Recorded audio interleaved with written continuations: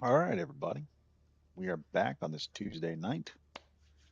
I am still rocking the Halo ODST armor because I just love the ODST armor. We're gonna keep rocking that all day. I'll rock this probably until the end of Helldivers 2, well, on into Helldivers 3 if that ever becomes a thing. But yeah, here we are still back. I have gone through, checked, and it seems that Helldivers is now running so smoothly now. It is actually running better than it did before. So perfect on that. A little front. I'll check my social here real quick. And I see people are online, but nobody is actually playing at the moment. And I figured that was going to happen. So I've got a chance to do. We're going to run this ICBM launch real fast. And we are just doing super credit runs because we're at 565 super credits. I'm not interested in anything else. I just want super credits. That's it. That's what we're after. So if you guys want to see some options on getting some super credits or where to get super credits at, this is the place to go. We're going to drop right about in here. And I've got my regularly scheduled program stuff. I am working with this with a strafing run. Not the original strafing run, running with the other one. And let's see. I kind of want something that will screw everything in a general direction. And I want some speed while I run. So let's go ahead and get that going. But yes, took a sabbatical from Helldivers because of everything that was going on. Not because I couldn't play it, but because I couldn't do any real recording. So it turns out I could play the game, but the moment I turned around and tried to record, and if you look at my last streams, when we would do a dive like this, there'd be a point where everything would kind of freeze for a moment. It got to a point where I was just getting kicked out when if I would attempt to record. So if my OS software was running at the same time Helldivers was running, I wouldn't get past this screen. There's this one part in my past live streams. If you look, you'll see this kind of a glitch right before we hit the ground. Everything will kind of get still, and then it will go. The frame rate will just drop real fast. And I would turn on my OS software, and that's when the problems really got bad. And I was like, I'm not going to be able to do this for a while. So we stuck with Space Engineers, Mech Warrior. We're going to be doing Mech Warrior again pretty soon. So be sure to consider that. I'm going to grab some common samples because I'm thinking about donating to the Democracy Space Station this week. Or today, maybe tonight, as soon as we get back on. Here we are. We are running around like an ODST, having fun. We're doing the a little bit bigger missions. But the plan here, all right, we got some super credits there. That should put us at like what, 560, I think? No, 570. All right, all right. So we need 3 more rounds of super credits. Go ahead and start pulling down some equipment here. I do want my warp pack because this has become a very interesting way of getting some nice super credits. It's a very good way of getting super credits, this. And then of course we have the missile launcher, which is it's just perfect for solving problems at a distance. If you catch my drift. It's perfect for solving problems that I don't want to deal with at the moment. So we might take care of that on the way back. Let's go ahead and head this way. See if we can find ourselves some more super credits because that's what we're after right now. We need super credits, and I can already see super credit position right over there. Should give us some nice stuff. Should give us some really nice stuff. And here we go. But yeah, as I was saying, the big problem started up as that's I think that's when the problems really started being. I think that was when Bungus and the other everyone else was just starting to realize, hey, there are some issues, and we're telling Arrowhead, you got to fix them. It's one thing when you're sitting there saying, yeah, it's one thing to be, loyal to a group, to a game and keep going. It's another thing when you're trying to play the game and all of a sudden the game just does not work as well as you'd like it to. And so one of the problems that was happening, like I said, was in that drop animation. If I turned on my recording software or my OS software, the streaming software would glitch out apparently and it would just shut down the game. So it was whatever the optimization issue was that they solved, it was bad enough that I couldn't run two applications at one time and one of them be Helldivers.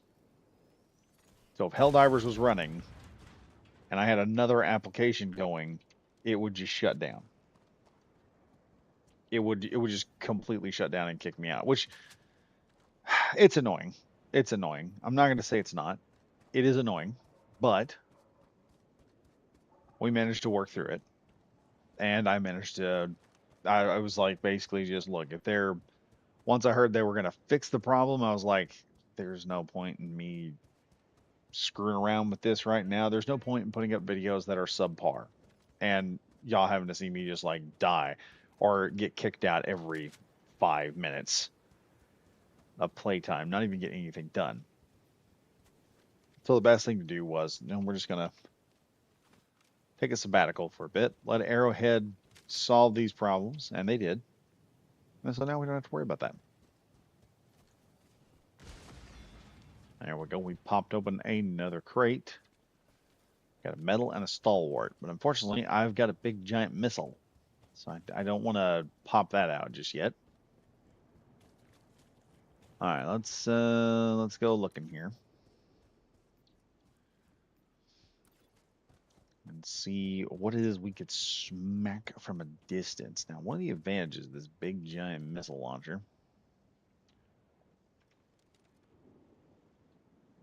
is all the things I can hit with it. If I can find something to hit. Alrighty then.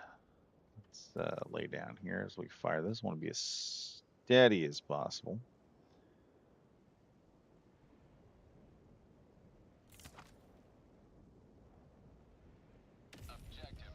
Well, we didn't get any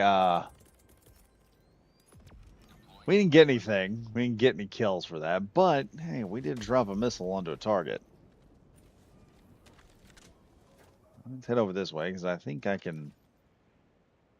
There's one over there, but I should be able to hit something out here in the distance. Looking around, I don't see anything. Oh, there's something. All right, big guy, where is your dealio? Aha.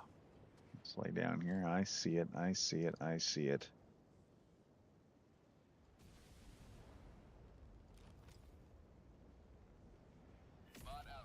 Boom! There goes an outpost. Check that out. Yeah, this is what I love about that ICBM launcher. It's just like, yep, you can drop one of them, and then when you get done, you can drop another one. Morgan Trial, hello there. Hello, Morgan Trial. How you doing? We are simply doing credit runs at the moment. I'm going to attempt to get more super credits on these higher ranked missions here. If these two missions don't yield a little bit more, then I'm probably not even going to worry about it, and we'll go back to trivial or just simple missions. And we're just going to say F everything in that general direction.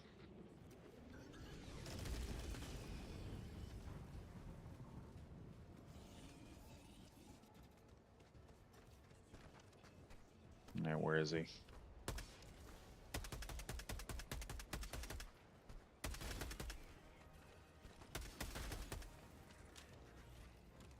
Oh, sorry, maybe I can grab this before they show up.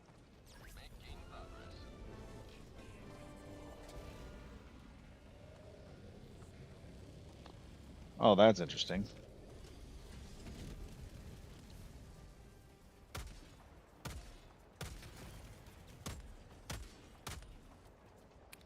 Trying to reload.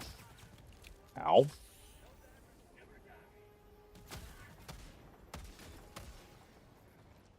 Sometimes all it takes is a little bit of determination. How's it going? Oh, it's going. It's going pretty good. So far, I can't complain.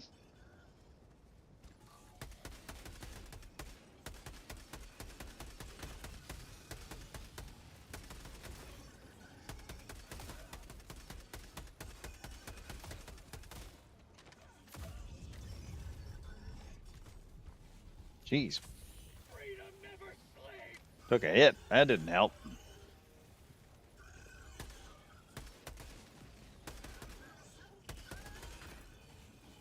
That one's down.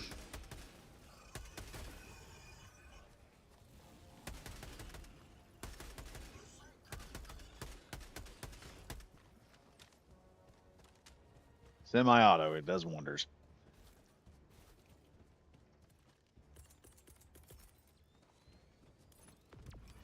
And we're going to drop a nice little silo here so that when I see another...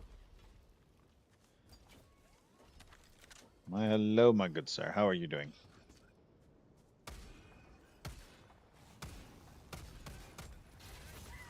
Oh, ow. And I don't have any more stems. Enjoy that. That'll slow you down a little bit.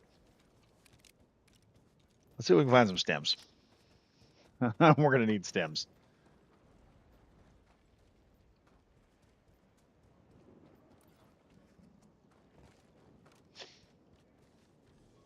Soloing an entire planet, huh? Pretty much right now at the moment. Ah, jeez. I love how they wiggle back and forth like, nee, can't get me.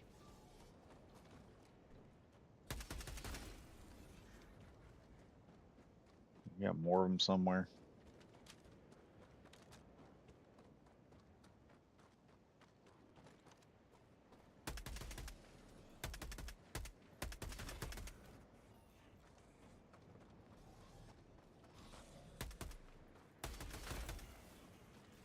Fortunately, this thing has like a knockback. It may not have all the damage in the world, but it will knock a... You can reach up there and slap a bot with it. Ah, what have we here?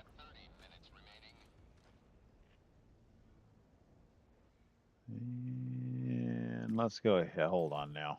Let's go ahead here. I see one way off in the distance. Let's just settle down here. Let's see. Okay, yeah, that should do it right about there.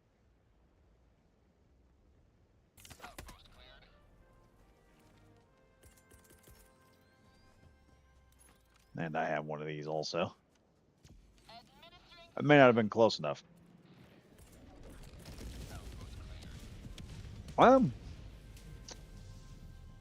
On the other hand, it may have been. Oh, there's a squad. We'll let me just grab my gun here, and we're just gonna slink off this direction.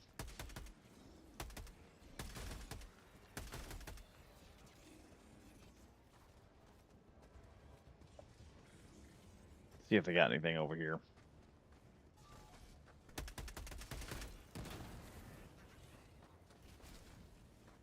Well, he blew up. That's one problem solved. Are they coming this direction? Okay, yeah, they're coming. I think they're coming towards me. Time to F everything in that general direction.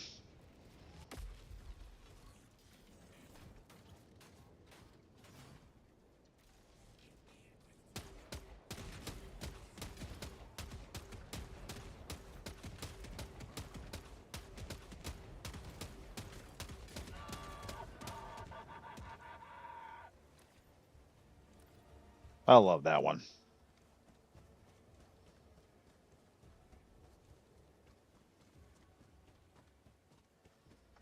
We are suffering right now. I'm just going to have to call on a resupply. I hate doing that.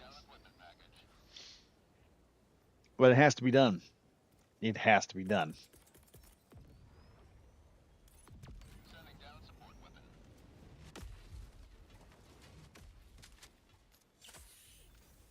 Let's reload this and that.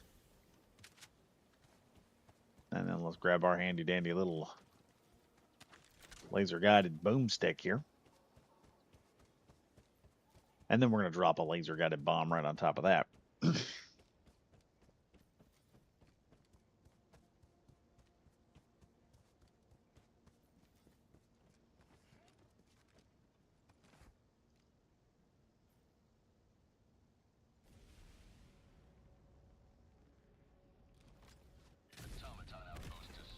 Oh, you know that pissed him off. Oh yeah, it really pissed him off. How bad do bows look like? Sith Empire banners. Yes, they do. They do. There are some Star Wars mods for this. I don't have the ability to get them at the moment. Mostly because I'm just too lazy. But yeah, they've got some pretty cool stuff in this game.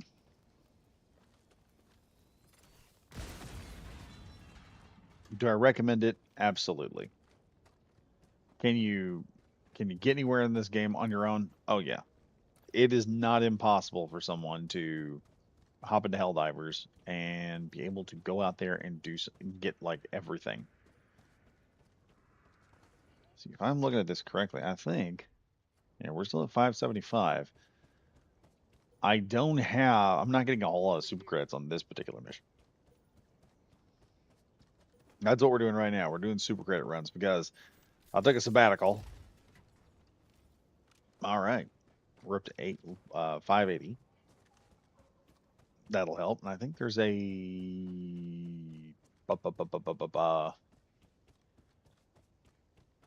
yeah, here we go. There's a vault here. Now normally I would say, oh no, there's a vault. There's no way I'm going to be able to get inside and get everything. But now you can just do this. We're inside. Screw it. Now, when you come out, you don't want to jump over there because you'll run right smack into that forklift, and that joker will blow up, and then you're kind of, well, it'll kill you. We'll just put it like that. You'll just blow up. It's not a good thing. It's not a good thing.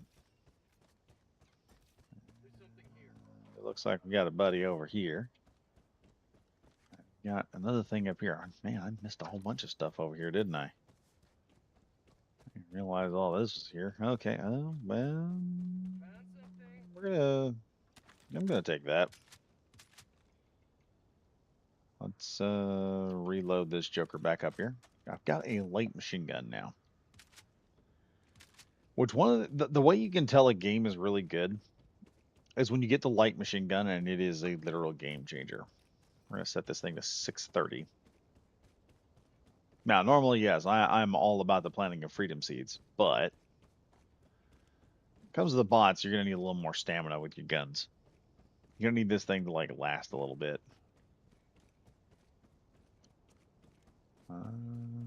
Nothing here.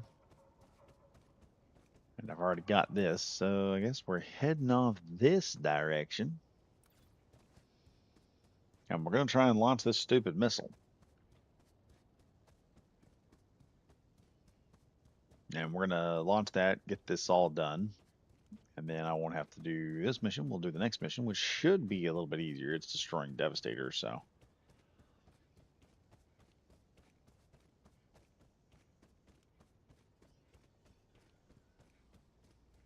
I hear.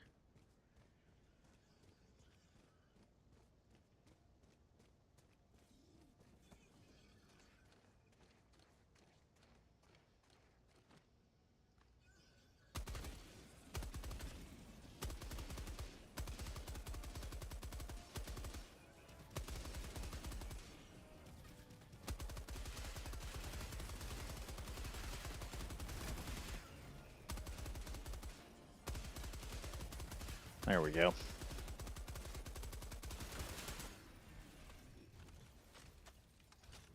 Oh, these guys are like, hey, yo, what happened over there, guys? Are y'all okay?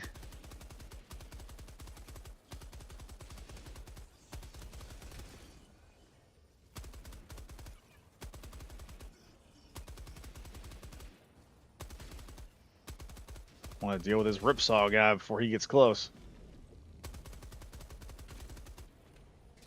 let's reload real quick. Oh, they dropped 2 more ripsaws.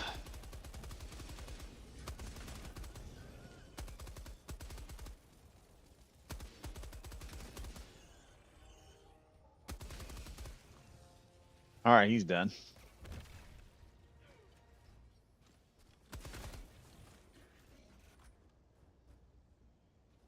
And 630 just does not sound that impressive like it used to. I mean, it sounds impressive, but it's not like crazy. Well, we managed to take control of this position, so I'm not gonna complain. Have a nice big light machine gun is not a bad thing.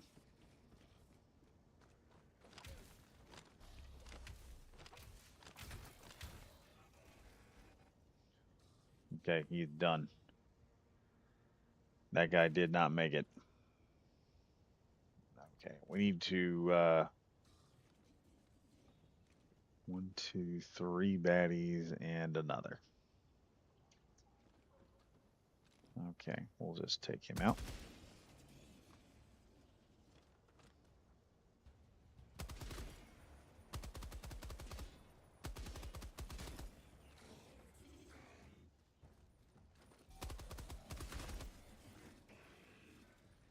All right, those problems are solved. We are taking care of business now. Rearm the old light machine gun.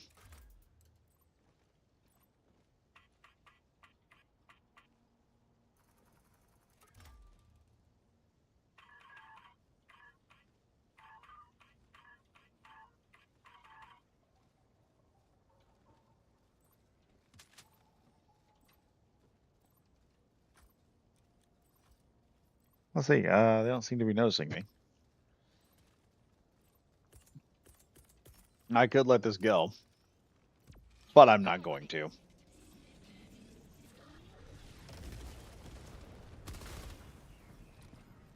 How many of you left? None? Good. Now, give me a moment here. We'll let old Eagle 1 do her thing. Time to unlock this bad boy. You know, it's a well-designed system when it requires 4 individual unlocks. That would actually be pretty cool, getting a picture of everyone unlocking the thing simultaneously. Oh, yes, I know. All right, stationary locks are released. We're about ready to chuck this missile and do some damage. Make some stuff explode for Super Earth.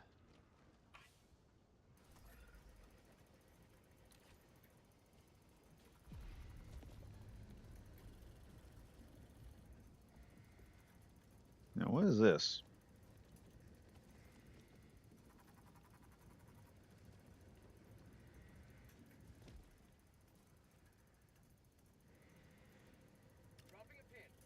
All right, we're gonna check that out before we leave. I want to see what that is. It looks like either a cannon or something else. Could be a SAM site.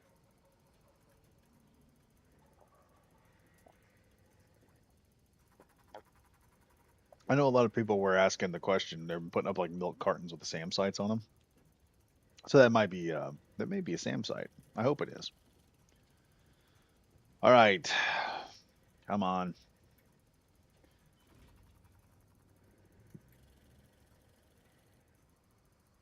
That's it. There we go. I know you'll put it on C4. Liberty returns, locked and loaded. All right, refuel this bad boy. And we're going to make a run back over that way. Oh, boy.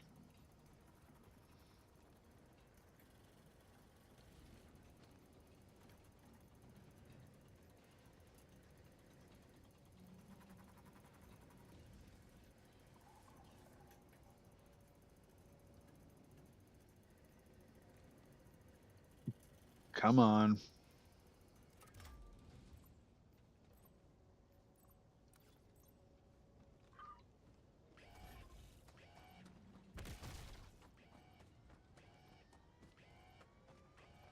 I might knock a few of them off their butts.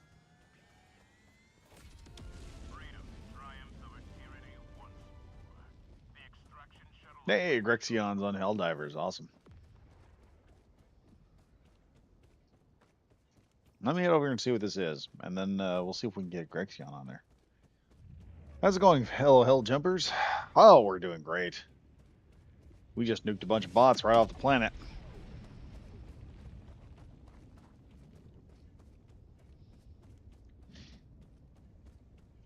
Bots on the map. We're in danger.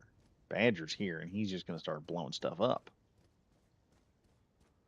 All right, let's keep moving here. I want to see what this is. Because it's either that or a secondary objective, I think. Or it's an objective we missed. I'm not sure.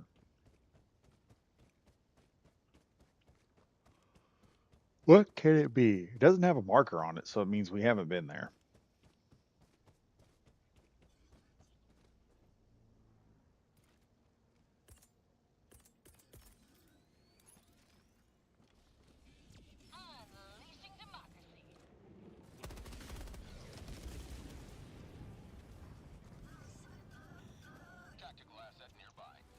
Oh god, it's General Grievous. And he does sound like General Grievous. Oh, how'd I miss him with the first burst?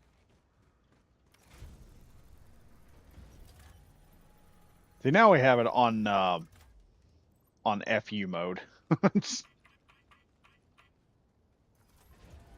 Hey, it is the launcher. Awesome. Now let's get this bad boy loaded up here. And then we're going to start dropping this. Should get some SAM missiles, but I don't think it's going to do very much good with that giant mountain in the way, so. Extraction is available. There we go. We are SAM'd up and ready to go. I think we got all the secondary objectives here.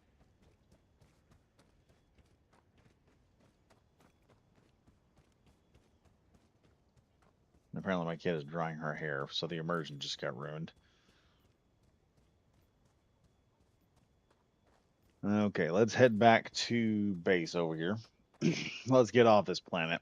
We've done everything we have to do. We've destroyed everything that needs to be destroyed. And I think we've killed all the bots that need to be killed. They have nothing left now. We left them blind, broken, and bedlam. Oh, wow, we got 14 minutes left. Get to position. We're going to call down a missile. We're going to call down not a turret. We're going to call down a grenade launcher emplacement. And then we are going to hold that position until we get off this planet. Which shouldn't take much. Shouldn't take much at all. But yeah, the teleporter pack, really good for getting in those, really good for getting in the bunkers. When you need to get in there and, well, basically when you need to get in there and just steal all the money that's inside the vault. What's that movie? I think it was Hayden Christensen. Hold on.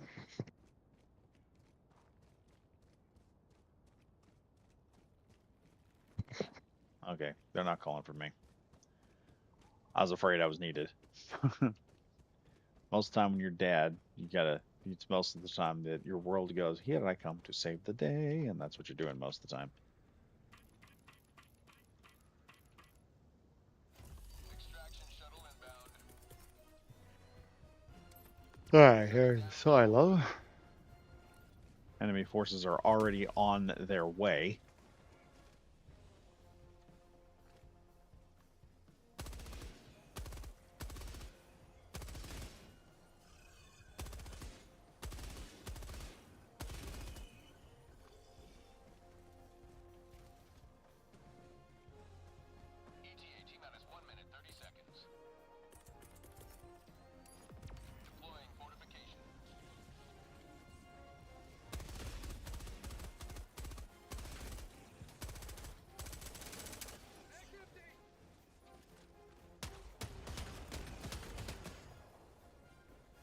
This is why I like the Grenader emplacement.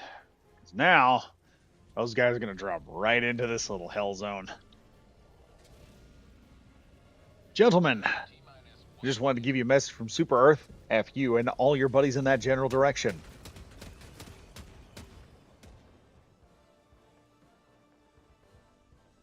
Not much can survive the grenade launcher emplacement.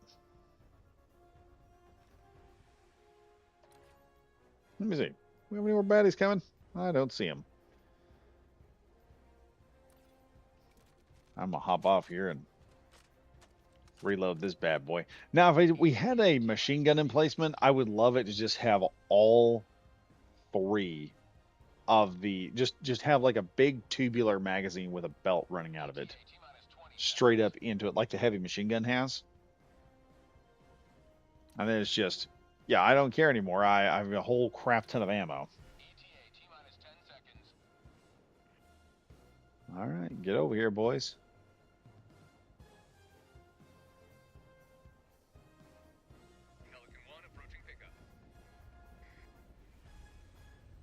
Here comes Pelican 1.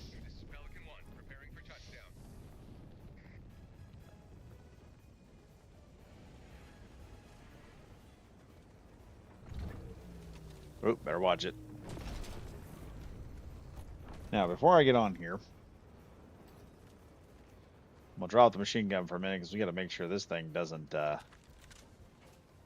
make sure the area doesn't fall into enemy hands.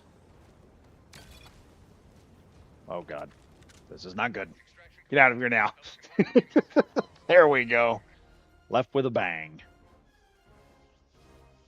All right, so we've done the mission. I'm at 585. We're doing good. We're doing good. We are making good money.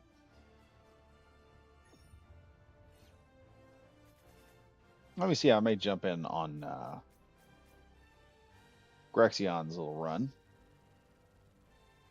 depending on what he's doing. We were doing some super credits right there. Yeah, I'm doing medium 3, so gallantry beyond measure.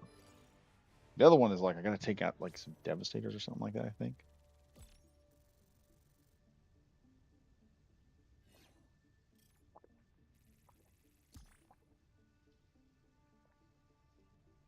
The hardest part I have about this time of the year is staying hydrated. I don't have that problem during the summer because I work outside a lot, get sweaty, get hot. First thing you do is you go find water. Just kind of la la lee la la loo. I gotta go find some water to drink. On when it gets cooler, I'm not getting thirsty as much, and so I tend to dehydrate much more efficiently. And I'm just like, oh, good lord. All right, we got all that done. Let's see if we can pop in on Grexion. Grexion's on a ship. Let's join squad.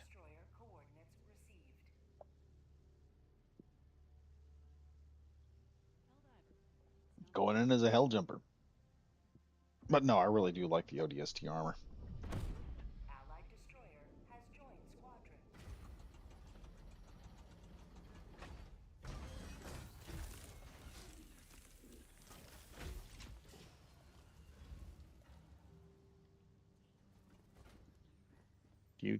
Doot. How you doing, Grexion?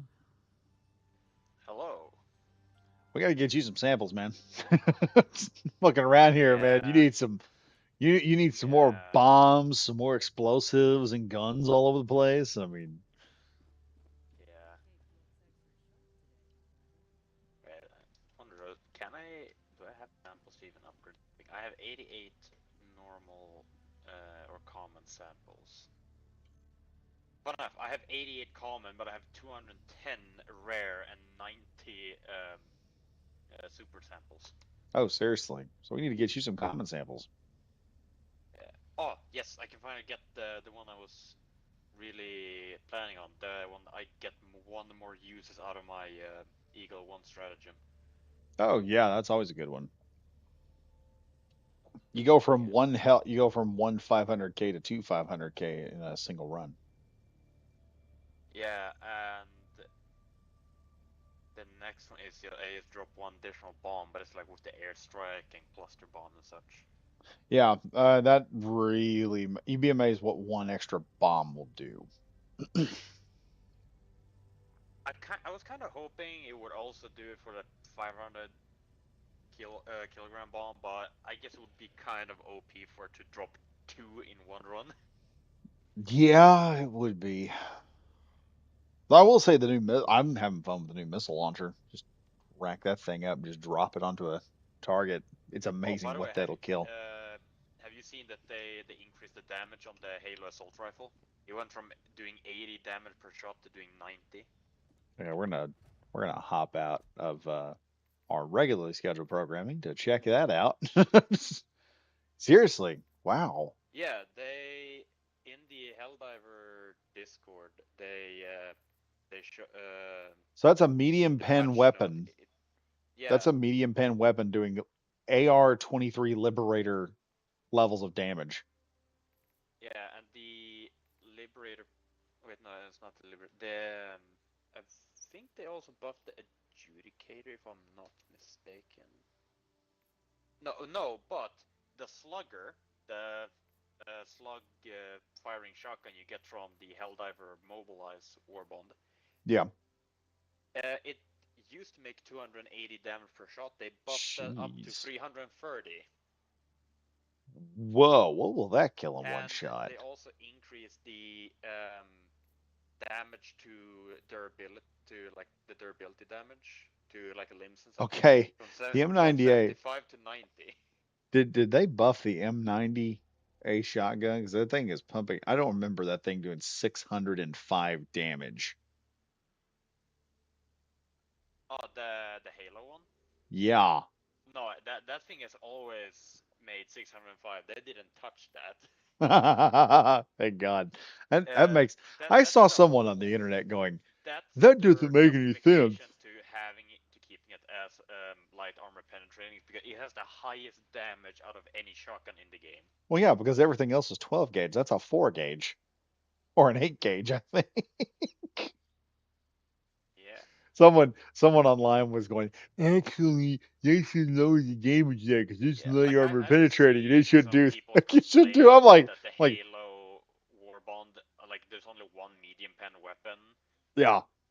and someone said like, oh, but the like in Lord of Shotgun should be able to be medium penetrating. It's like, yeah, but here they probably had to nerf it because it has like 3 times the damage of a normal shotgun.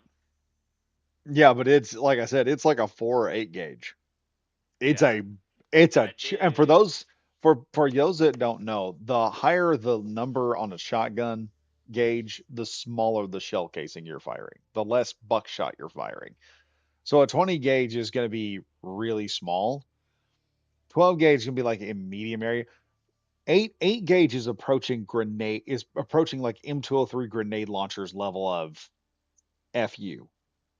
It's like most of your Yeah, 3-inch 12 gauge slugs are going to fire somewhere between 6 to 9 rounds of buckshot. I think when you get up to about an 8 gauge, you're chucking out like 12 or 14 rounds of buckshot. I And that's did double out see buck. someone, and to be fair, they did it. They do actually have a point with it.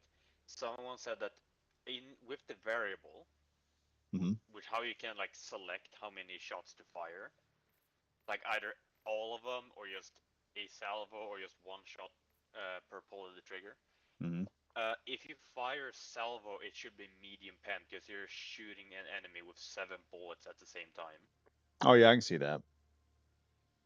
There was an anime called Grenader, and that's one of the tricks the chick would do in there. She'd Yeah, drop like one bullet right on top of the other. Of medium course, you're not pen. doing that.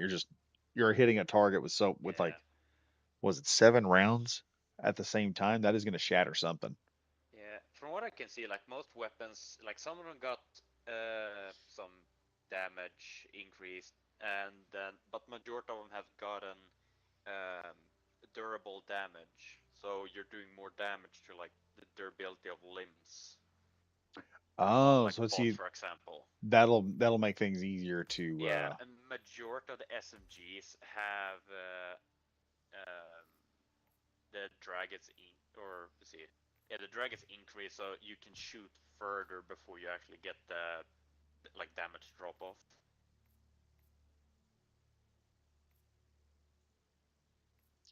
They did also up. Uh, I haven't tried for out some the of these I sidearms. haven't tried up the mech yet. Yeah, see with stratagems. Oh yeah, for those of you that are watching, look up Dragon Pistol because that is actually a gun that looks almost exactly like the Halo pistol. It looks Oh, like the also Magnum. with the Patriot exosuit, Yeah, the they add trigger another limit 300 rounds to the 350 minigun. rounds, Yeah, but I know. Like, the missile armor penetration is also better at the like worse angles you can hit.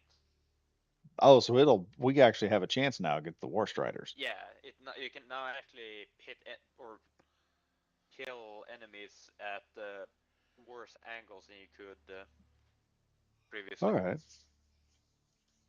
They also reduced the cooldown on the orbital rail cannon strike from 210 to 180 seconds. Wait, hold up now.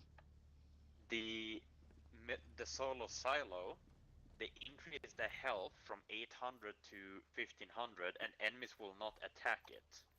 And they also increase the demolition strength needed to destroy it.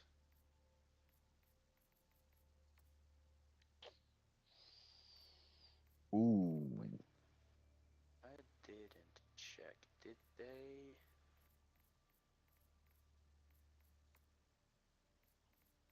Huh? Oh, oh, that's kind of disappointing. What? The pacifier, the AR that has the stun effect, Yeah. they gave it 5 more damage. Made him a Oh little wait, hold bit, on. But made him a little more sparky. they gave it another buff though. Stun value per projectile increase from 1.5 to 2, so you have a higher chance of actually stunning a target now. Ah, so now we can really F up with something. I guess that's nice, but like just 5 damage is kind of disappointing. Well, already with the mech, I can make 1,000 rounds last a long Yeah. time. Like I can almost run an entire mission with just two mechs. Yeah. They did increase the Liberator Penetrator the damage also by just 5 points. Oh, it went up, but Yeah, it the didn't damage hit went as up by hard five as points. the. It didn't hit as hard. Yeah, Yeah, they did. It used it's to be a 60. good all-around weapon though. Like Oh yeah, when you it's start out. great if you want to just. It's a good weapon if you. Well, it's kind of like a smaller version of the light machine gun, and the commando is like the small. They call it's nicknamed the small wart now when you put the drum mag on it. Yeah, one weapon I've recently found very funny is the Purifier, The purifier. the Plus 101 Purifier. Oh yeah, where's that at? It's nice. It has medium armor penetration. You charge it up, and it has explosive as well, and it does 500 damage at full charge. Ooh. And it's not like the Epoch that it won't blow up in your face if you hold down the trigger too long. Yeah, that irritates me. Oh wait, actually they did make some buff to the Epoch. Oh Duration of really? explosion increase from 3 to 3.25 seconds. Delayed muzzle charge VFX by 0.5 seconds, so it now appears when the projectile is overcharged, improving visibility of the charge state.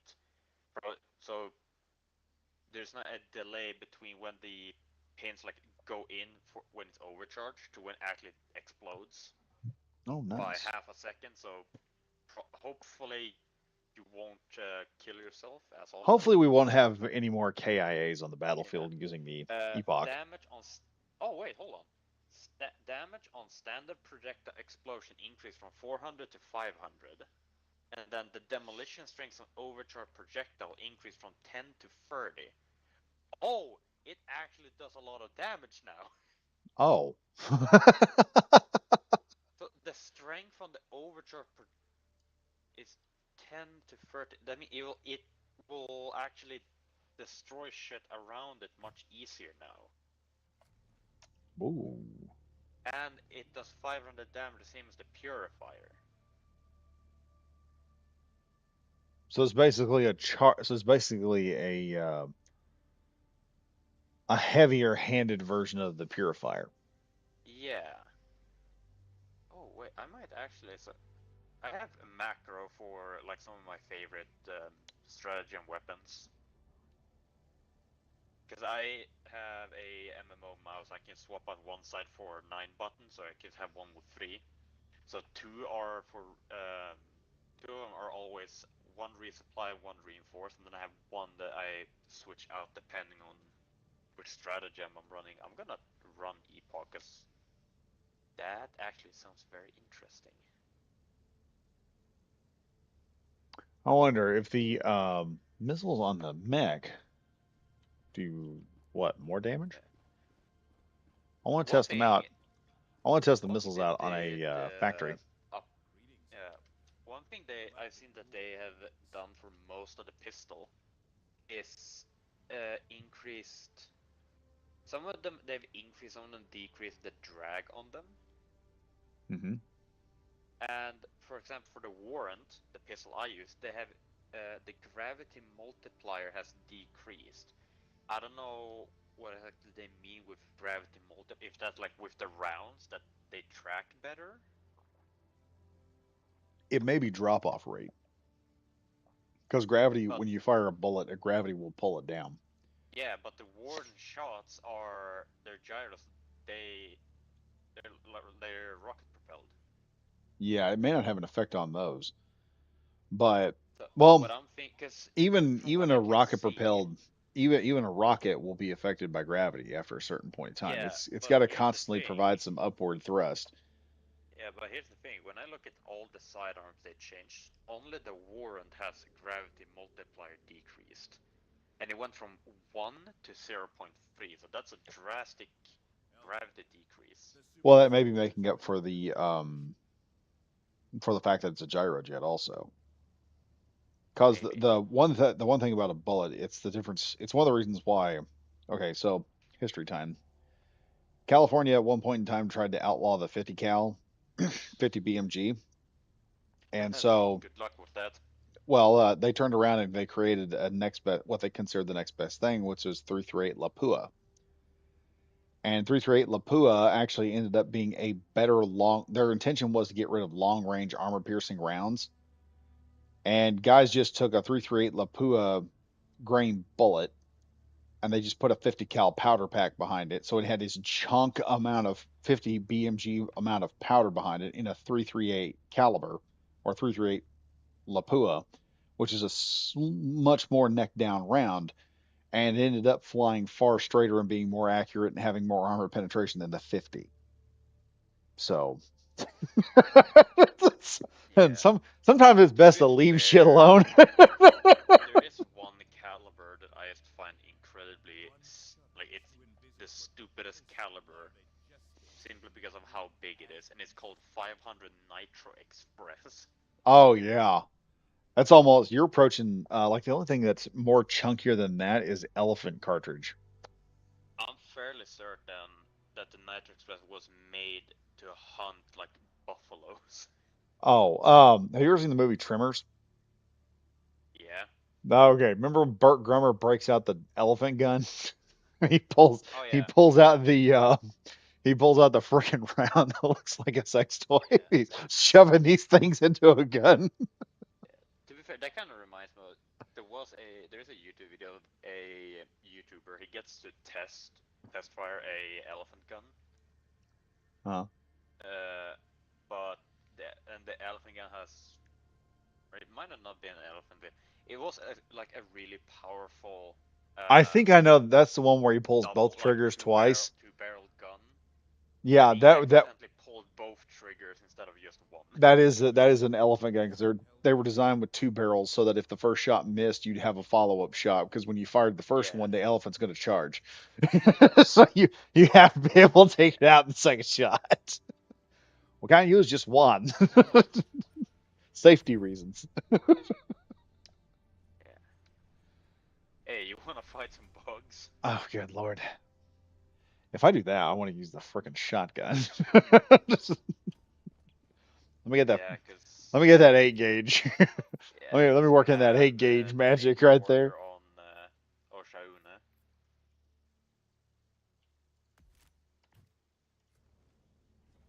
We're gonna fight bugs. Wait, hold on. They in the patch they did actually um, make some buffer to some of the enemies. Yeah, they Or also added. debuffs depending on how you look at it. They also added On, target prioritization for the drone grenades. yeah, but here's the thing. So it says here on the flesh mob, target the Hmm. faces deal extra damage to its main health, effectively creating weak spots. So just aim at the faces all over its body. I was They doing that already. decrease its they decrease its main health by 1,000 points. But most health zones are slightly more durable.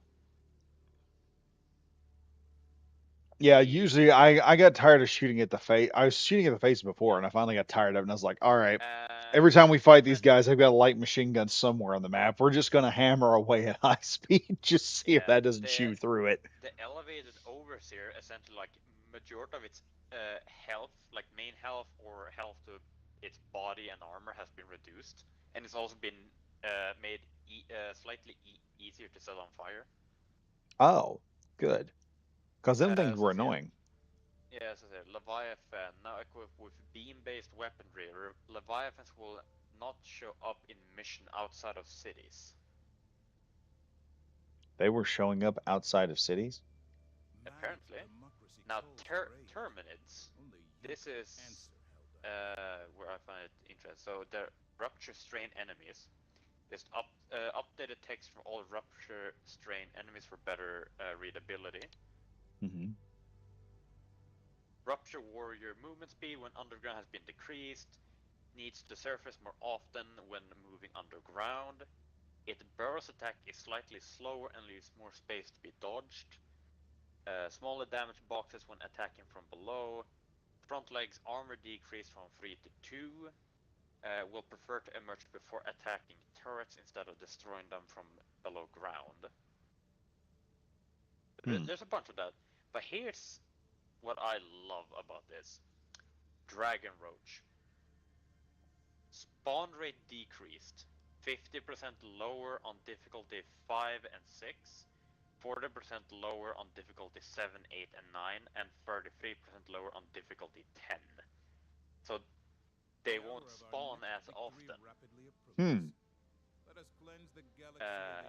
And here it says, destruction of the wings result in instant termination of the dragon. Wings now have their own health pool of 4,000. And it has increased how much damage wings take from explosion. I know for a while there you could almost one-shot them with a with the spear. Yeah. I had a friend who, it was just when they released that update, he fired I don't know how many like commando rockets and like autocannon at a fucking Dragon Roach. Didn't go down. I grabbed one eat and direct impact its face and it just falls down. That's when the I soften him up for you, bro shows up. Yeah. Hey, See. Megan, Morgan Trial. Hey, hi, Grexion. And nice. Do we join a mission already in progress? I don't know. Oh, they're doing oil. Yeah. Oil. Blade search and destroy. I will probably just. Oh, that might be fun. Oh, yeah, the mobile base. Yeah, let's do that one. Let's see if we can help someone. Majority of the bugs have been made, depending on which one it is, they've made either harder or easier to set on fire. I'm gonna find out because I'm bringing the fire grenades.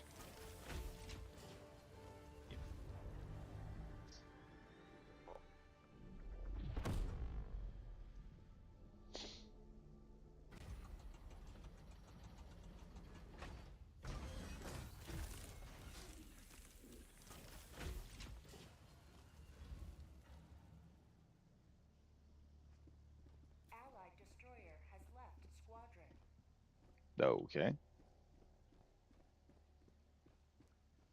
Bringing incendiary impacts. see. I think I'm just gonna bring this the stuff I currently got. I got a nice big shotgun. That'll do perfectly. Yeah, I don't know if I might bring the slugger. Oh wait, I don't have a medium pen weapon. Yeah, that's why I'm gonna bring the slugger, or I might bring the purifier. Purifier is actually quite fun. It actually does quite a lot of damage.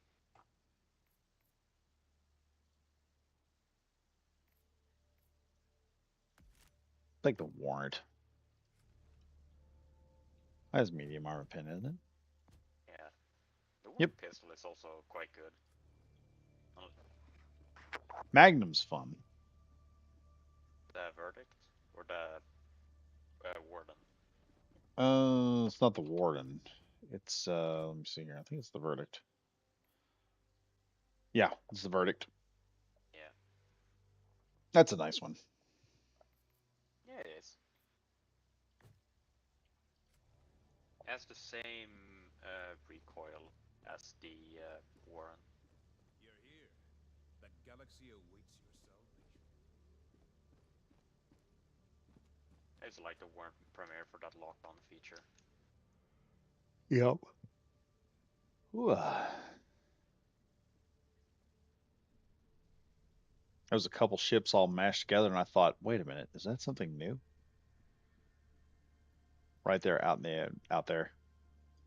Yeah. There's a dude on YouTube that builds, who does 3D stuff, and he's doing like all these ship concepts for corvettes and frigates and big battleships and stuff. And Also, this guy's doing bot missions.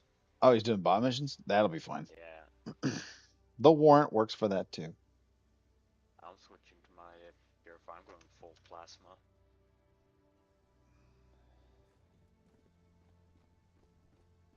He's doing bot missions. I prefer bot missions. Yeah. I was also surprised when I read the patch notes and they changed the bot's eyes from being particles to now being render instead. Oh, that's cool. That'll actually take Yeah, up so less. That takes up less memory. yep. Let me see something here.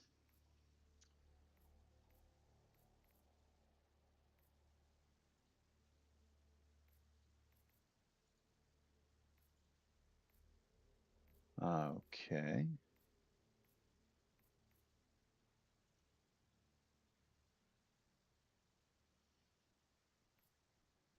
Let's equip this bad boy.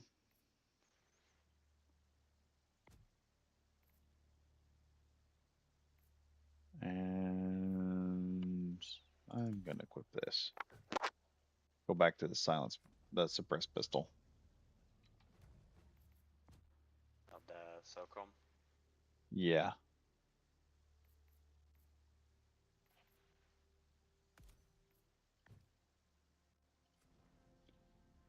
I'm gonna try this out a little bit because it looks like it got a damage buff. The SOCOM? No, the plasma accelerator rifle. Oh. I can equip a jetpack and I can Yo, take high hey, positions. who are y'all? What's up? Oh, hey man. What's up? It's just me, Badger, and Grexion. Word. How'd y'all get in my shit? What the fuck? You had an open I'm level channel. 17. I don't know shit. I don't really know how this just happened. No, probably because in your last mission you had put down SOS beacon so people could join. Oh shit. And then you probably finished it just as we joined. That makes sense. That adds up. Well, shit. If I can add you guys, we can play sometime. I gotta go play with there's a couple other Helldivers out there. That's okay. Yeah. My word. Also, Last check out the channel on Badger Wild Gaming. Badger Wild Gaming. Yeah. Real quick shout out. You're live right now, Shout out. dude. Okay. Shit, All right. I'm live right now. Yeah. That's crazy shit. Y'all are going down. Nah, I'm kidding. All right. Well, I'll catch you boys later. I'll hop on the Xbox party. I wish All you right. the best of luck. You Appreciate too. Earth, type shit. Yeah. See ya.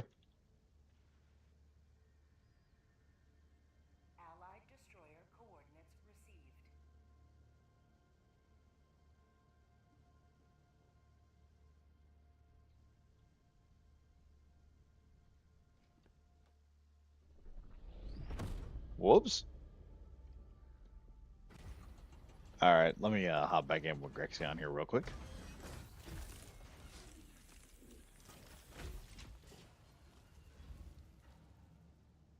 I'm gonna try this Plasma Accelerator rifle.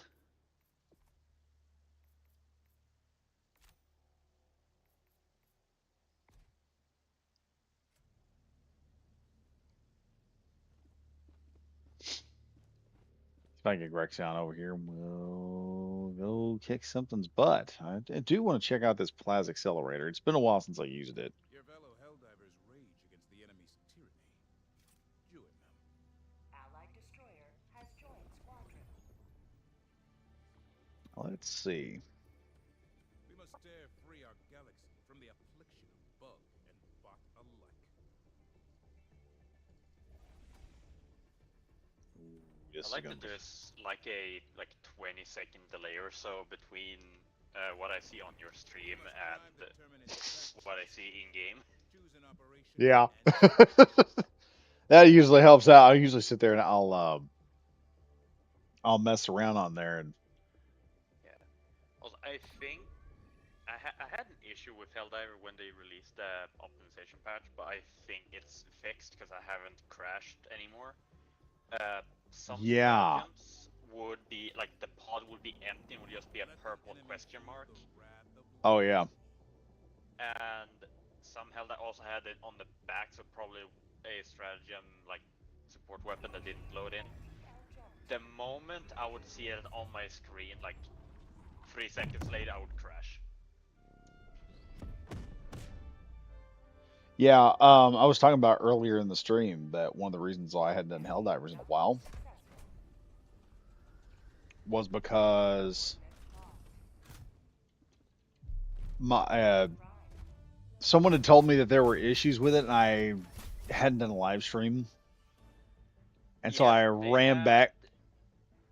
I they turned had on the the OS issue. software, and immediately, as I was trying, as long as the OS software wasn't running, I could kind of play.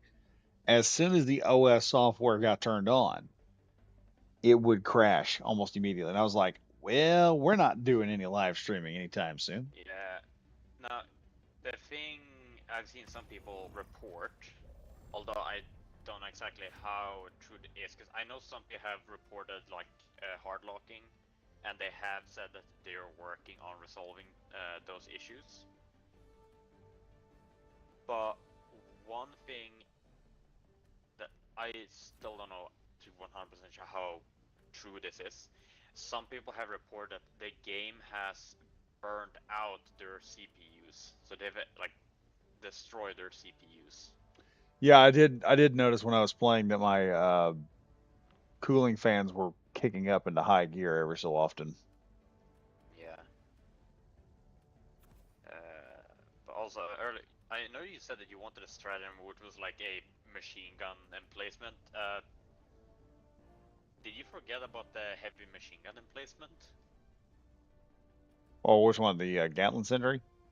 Yeah, no, not the Oh sentry, yeah, but yeah, the yeah, one yeah. you call What down. what I was talking about? No, what I was talking about was I wish they would do one with the barricade, where it's just the medium machine Yeah. gun, and they just put the full magazine, so you just had all 300. You just had like 300 rounds in the magazine. You could just pound away with it.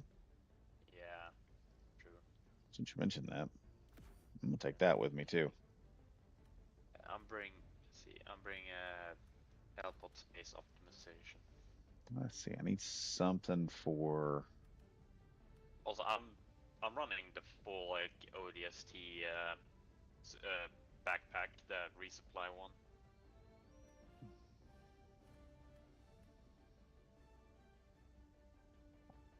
Also, I'm not gonna use the purifier here, I think.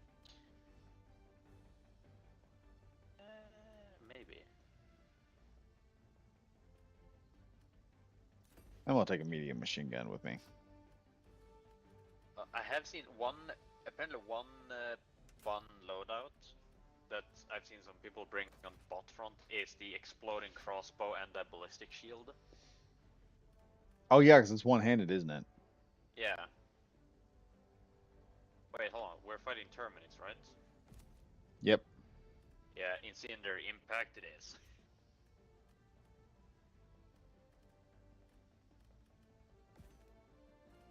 Could bring the wizard grenade.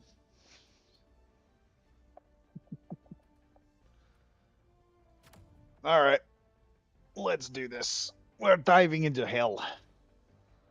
Yeah, I think I'm probably being. Yeah, I'm bringing the assault rifle. I'm just bringing the shotty. Say hello to Mr. 8 Gauge. Yeah.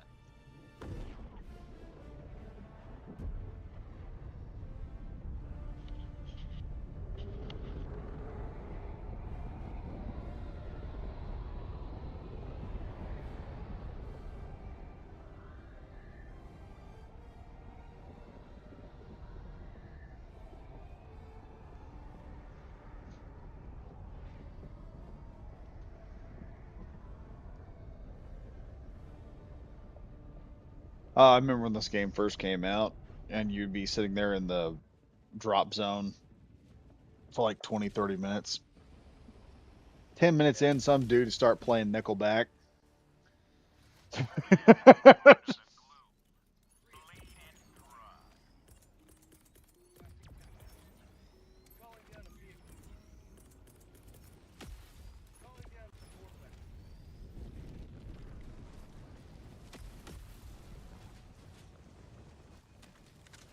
Well, time to see how long I can survive using the epoch before I blow myself up.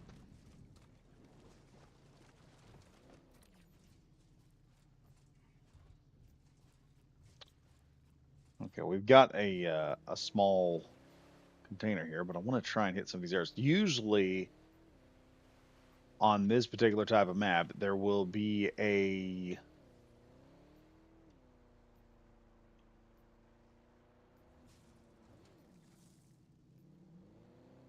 well, you can light them up if you want. Oh, that's a stalker. That's a stalker. I saw turn invisible. Oh, he did. So there is most likely a stalker nest somewhere in that cave. I see a. Hold on.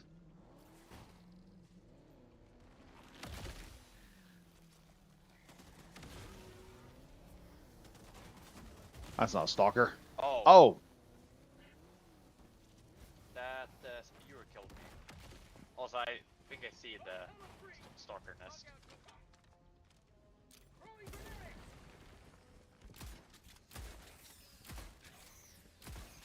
walking bugs.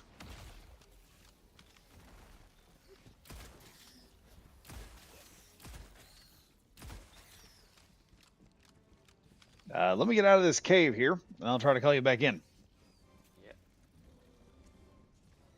One nice thing about that shotgun is that it's only 6 rounds, so you very quickly reload it.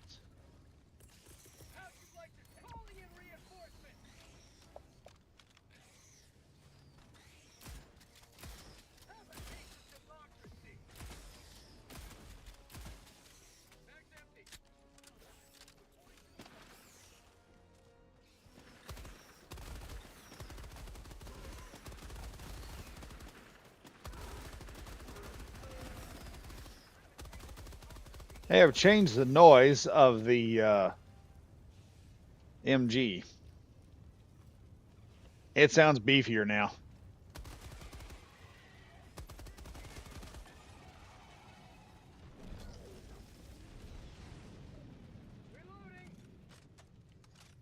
Time to top off some mags, ladies and gentlemen, before we go and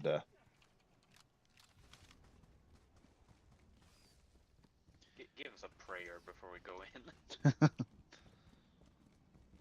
I need to grab my shit.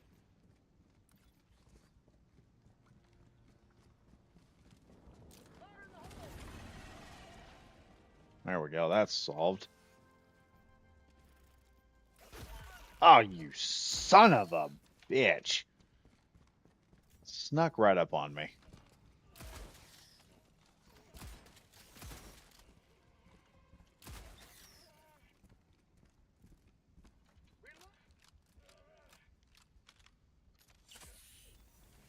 Okay.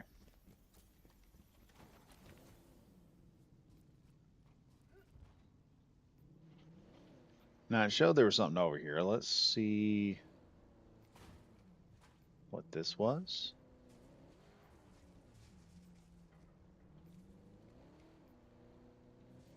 Yeah, sometimes there's a cache down here.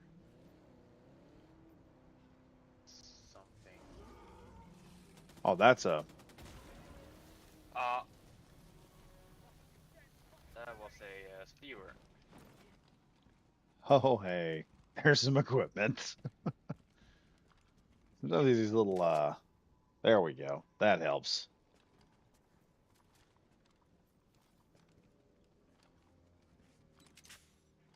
All right.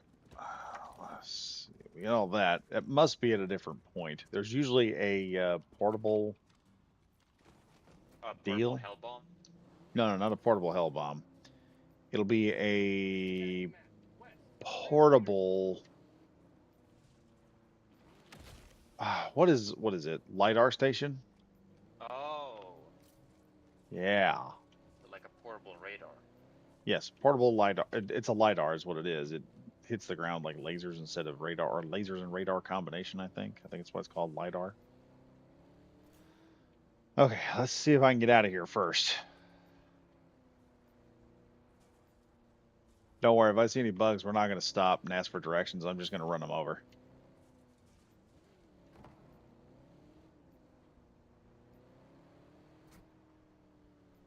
Also, one nice thing about the warrant is I can just like look around like this, and if there's an enemy, I get the hint that I can get a target lock.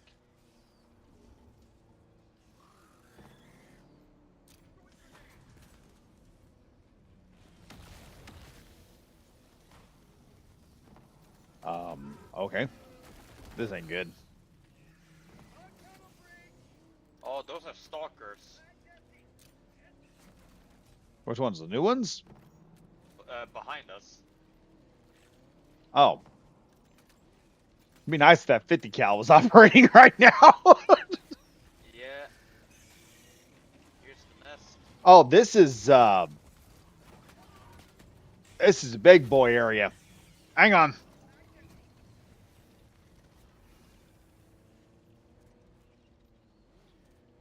It's too bad we don't have a portable hell bomb. Nope, and I'm out of grenades. There's something.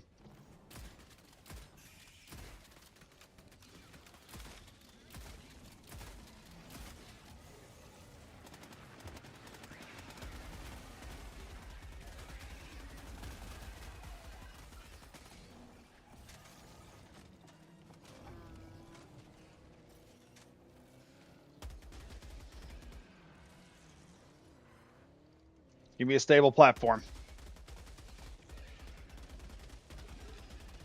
I kind of forget this thing does not drive like the Warthog from Halo, that it turns wherever you're looking.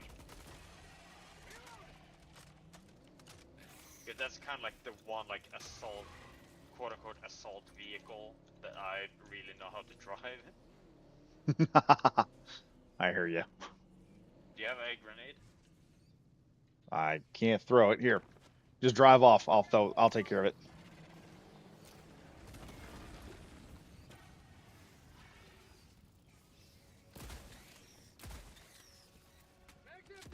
Well, that's over with. Oh, it can actually destroy Pog nests now. The Epoch couldn't do that before.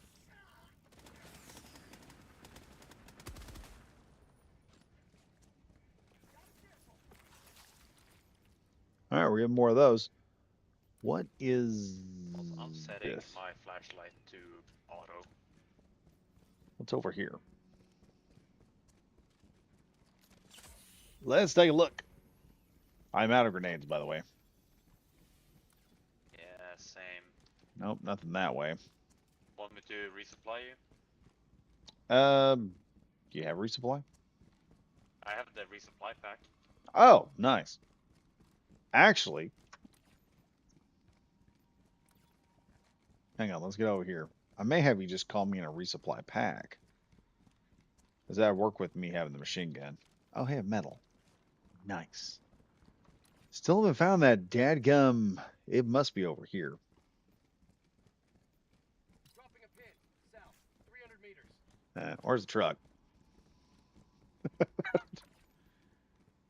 we left it behind. Yeah, let's grab it before the bugs get there. But I noticed the epoch. It's much easier now to. And the sound from like when you get to overcharge, it's louder.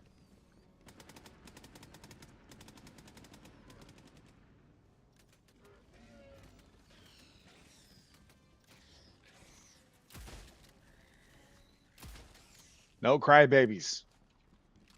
Also, I don't know how stable this thing will be to drive with this bug on the side of it. I ain't got a. I don't see a bug. Oh, there we go.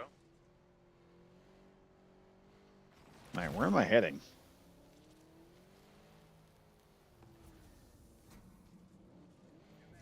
I guess we're going this way.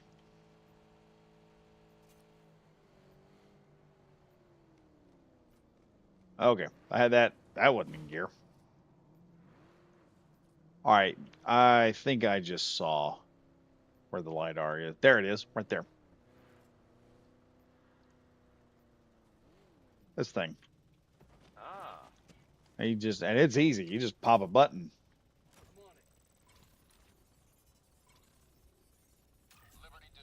Boom! Now we see everything. yeah. There's a spot right back over there. Let's just go ahead and start grabbing stuff. We'll get Let's some. see, SSD.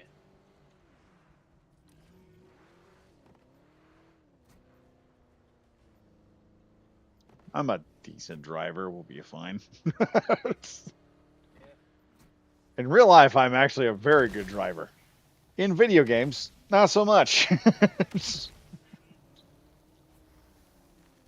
see, you just drove Ow. over those. Yeah, I hit every. I was sitting there. I was like, in video games, I was gonna say like a better driver, and I just like landed on one mine after another. I was like, I'm all right. It's not perfect. It's I mean, not they're perfect. not as like at least you can survive those in comparison to the bot mines. Oh yeah, those are a mild nuisance, barely an inconvenience. The bot ones, oh, they're just gonna fuck you up. Yeah. All right, we got something here. These things, this map, I like this particular type of map because there's usually like a lot of stuff here, Nice like super metals. credits and medals. Like, jeez. Let's see. Also, I wish they would add more weapons to have guidance.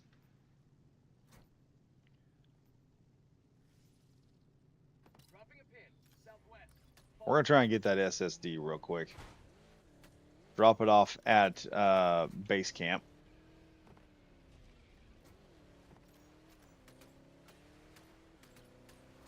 We're not fighting those. We'll just run.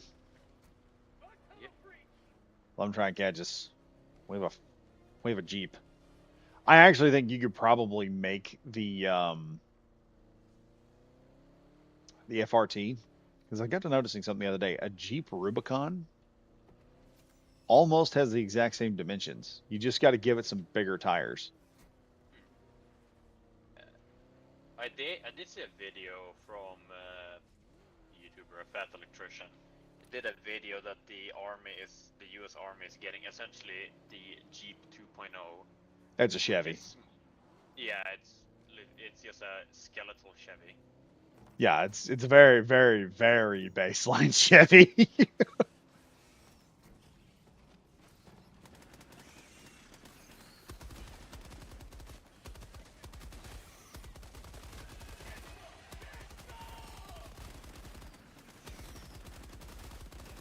Oh, hello.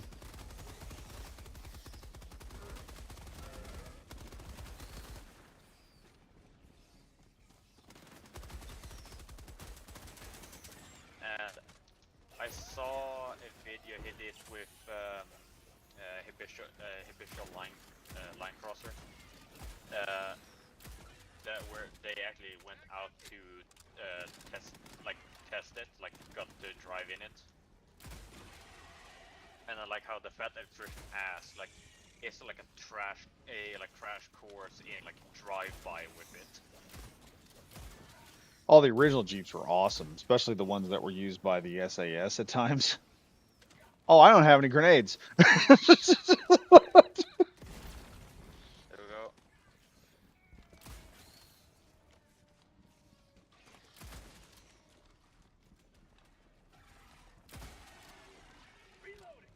Shotty for the win. I think we got one more. Yeah, I'll deal with it.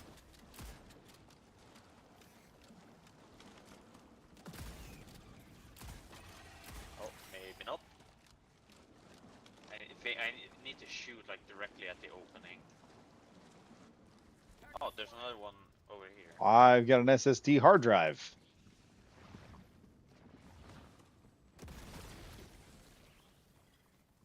Okay. Now we just got to take care of that one.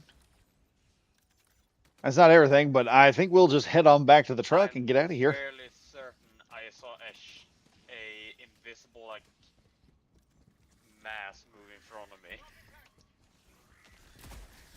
Oh, that's not good. And me without any incendiaries whatsoever.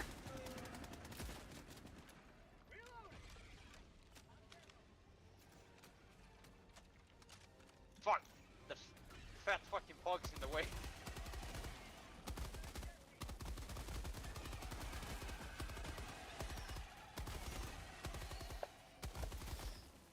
Don't worry, I was a machine gunner in Battlefield for 2 years. We'll be fine. Do you need ammo? Yeah, I'll need some ammo just thinking about it. Yeah, wait. Okay, here we go. Let's just I also reload need this. I ran out of ammo in both my weapons. Okay, have we got all those? Okay, good. All right, let me, I'll grab the SSD hard drive. I bet we have to put this thing in the one deal. I think I can drive this. There we go. Let's do that. Oh, you can still drive it while holding the hard drive? Yeah, you just got to get in the passenger seat and then press C. I think I still got it. Yeah, I still got it. Where do we need to take this thing? Do we need to take this to, Extraction. okay. I think, right? Also, we're heading outside the map. Oh, shit. But we need to bring that to extraction, right? I think so. That or we got to put it into the one deal. Hold on. Can't. Invisible doesn't do much to the bumper, my friend. Yeah. Oh, another thing that's nice when fighting against like stalkers and having the warrant is that they're Still going to detects walk- them. Yeah, I still detect them. And like they just die from 2 shots.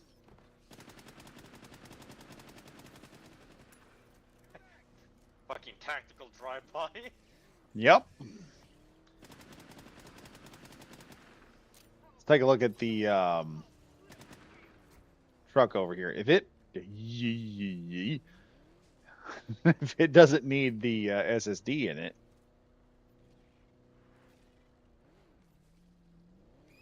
you see an SSD slot. It doesn't need one.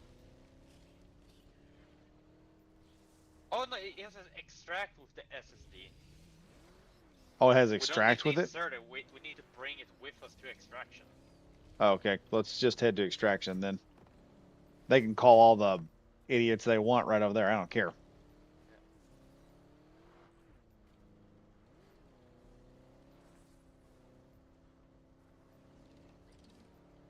I'll drop it off over the extraction real quick, and then we'll go grab us some more stuff.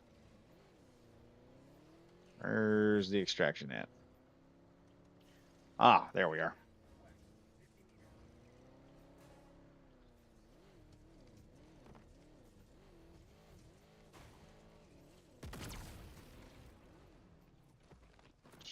Christ, the Epoch does a lot of damage now.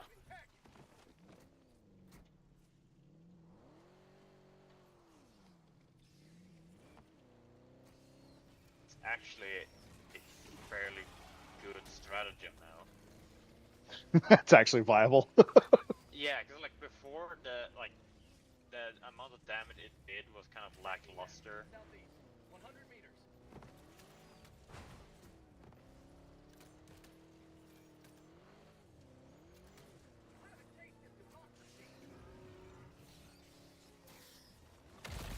Oh, whoa. Oh. I'm surprised this thing is actually holding up.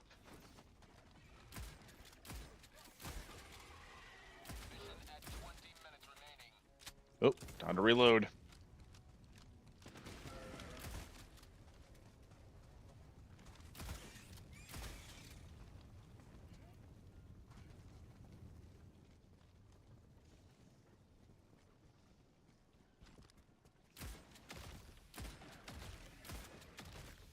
Mag's empty.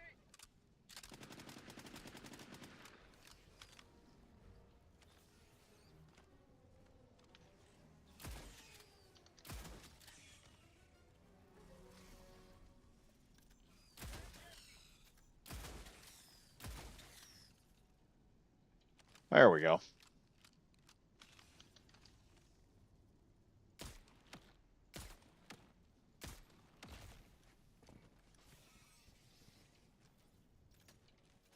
And even more. Yeah. Luckily they're just small fries. Ah, that's annoying. That hurts. Requesting air support. I wonder if I can get an eagle to destroy some of these. Nope. Dropping a pin. Damn. North. Far. Or if you get the eagle to hit the nests.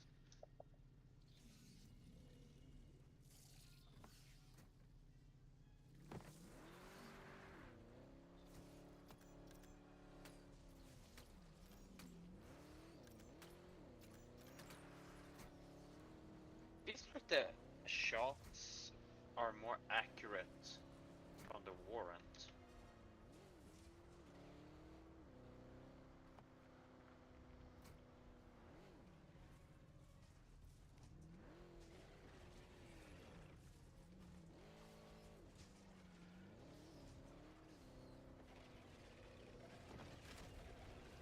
Oh, they're calling in for backup. Yep. Oh, that's a hell bomb. Yeah, I just saw that. Tunnel free.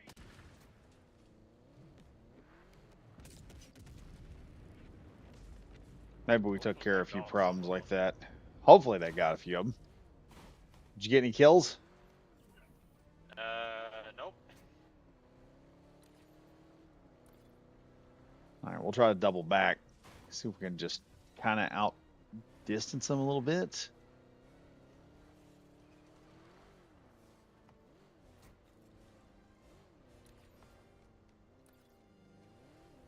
So I am wanting to try and hit.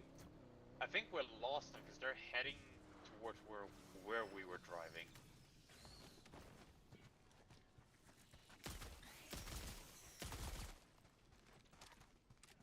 SOCOM for the win, baby.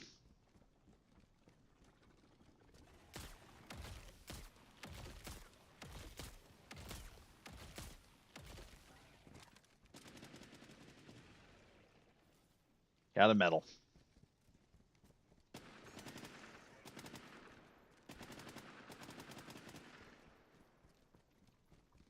I fucking hate stalkers. Well, as Dog has said multiple times, and I keep saying I need to turn into a t-shirt, the enemy cannot be invisible if you first set them on fire. Can you fix the 50 cal? What are you talking about 50 caliber? Can it be fixed? Oh, they've got some nifty stuff.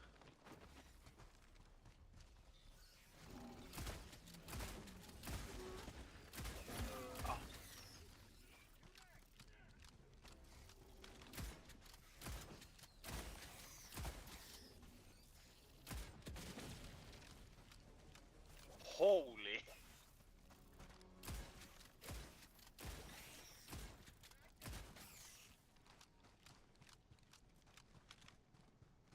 Why is the Epoch so good now all of a sudden? Epoch's like I've always been good, man. It just took a major buff for you all to see it. No, like I liked it because it's one of those weapons like you really need like skills because it doesn't have a safe or unsafe. It's just unsafe at all times.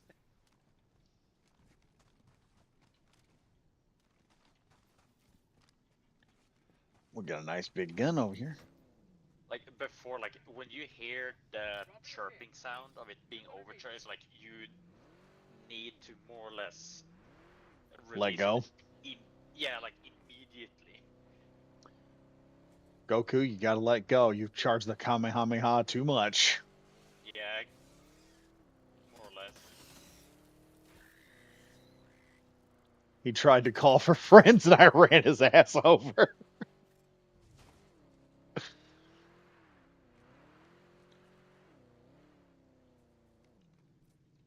All right, let's grab this big boy and get it started.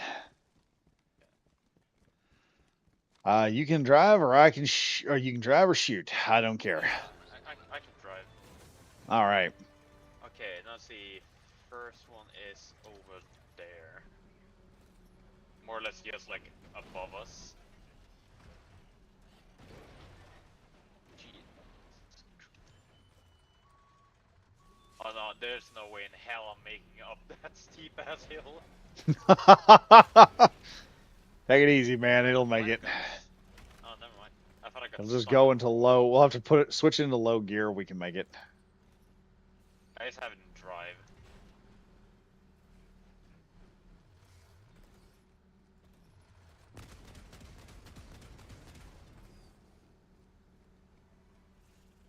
Oh wow, this thing.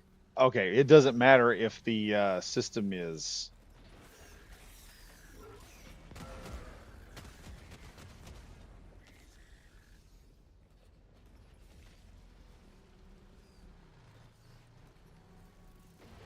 Jesus, the gearbox on this thing must fucking hate me. I just hear like gears cranking.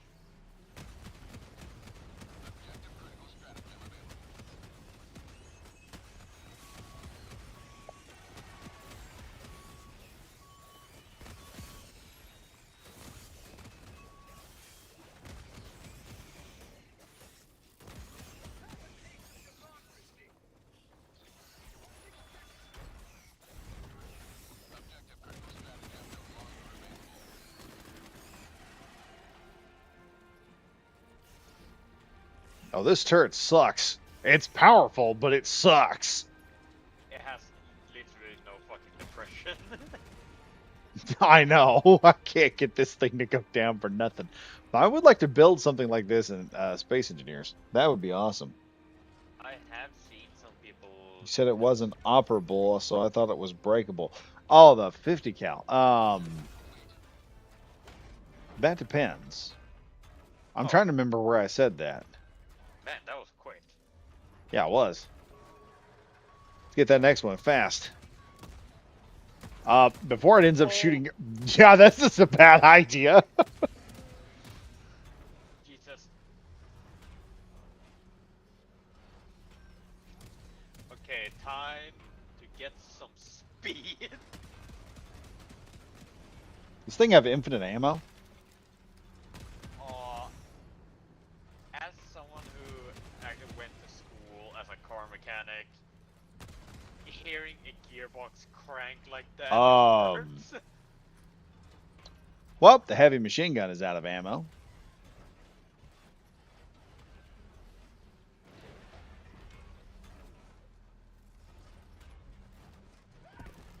Oh, shit.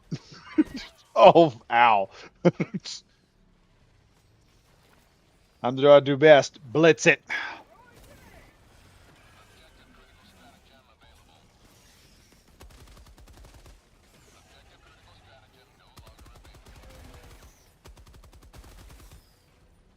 I should have been a little more tactical with my ammo. If me hitting them won't drive them, the inhalation of the smoke from the back of this thing probably will.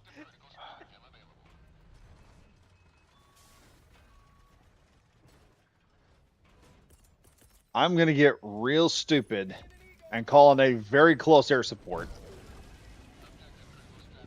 Problem solved. One bug popped up.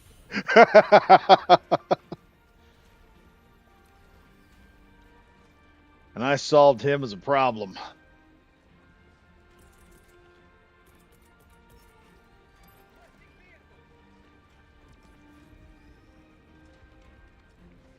Oh yeah, I remember this thing detonates right after we get done with it. Oh yeah.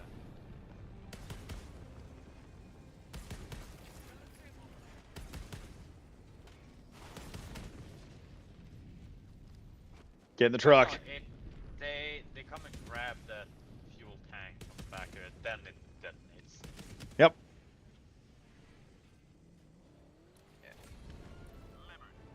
Oh, also, by the way, speaking of the space engineer, because you said you want to build something like that, my Yeah. new tank is actually on the front page of the Steam Workshop. I saw that. Yeah, and That's gonna have to get reviewed. I- It's going in the queue right now. yeah, and like I also find it funny that I accidentally made the hull of my new tank look like the Leopard one. Well, the Leopard one is a pretty good design. Yeah, and it doesn't exactly help either that the turret is based on the turret of the Leopard 2. So Alright, it's we like, got, it's a mix between Leopard 1 and Leopard 2.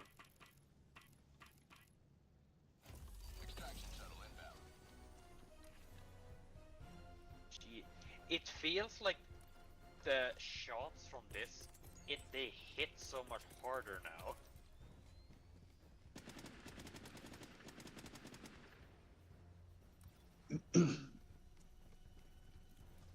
Requesting sentry. Reloading. ETA T-minus 2 minutes. Calling down fortifications. Requesting air support. Administering freedom.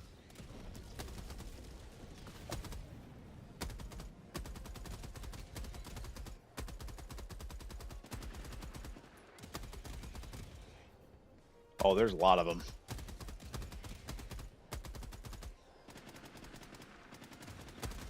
ETA T-minus 1 minute 30 seconds. Oh, also, I might have told you, I did see on a Reddit that someone said that one thing they could have done to solve the issue of the Halo assault rifle not having a scope is to have a scope that appears on your HUD like it does in Halo 5. Yeah. ETA T-minus Oh, they call for backup.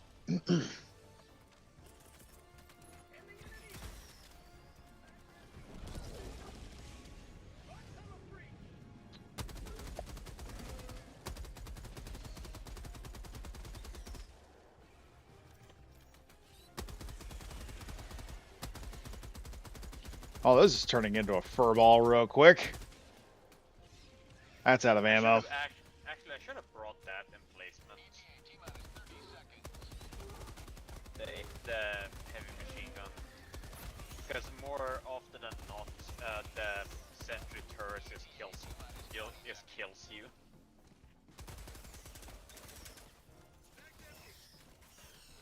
But I did see someone say, like, if Airhead, please make it so that the turrets won't target enemies closest to you.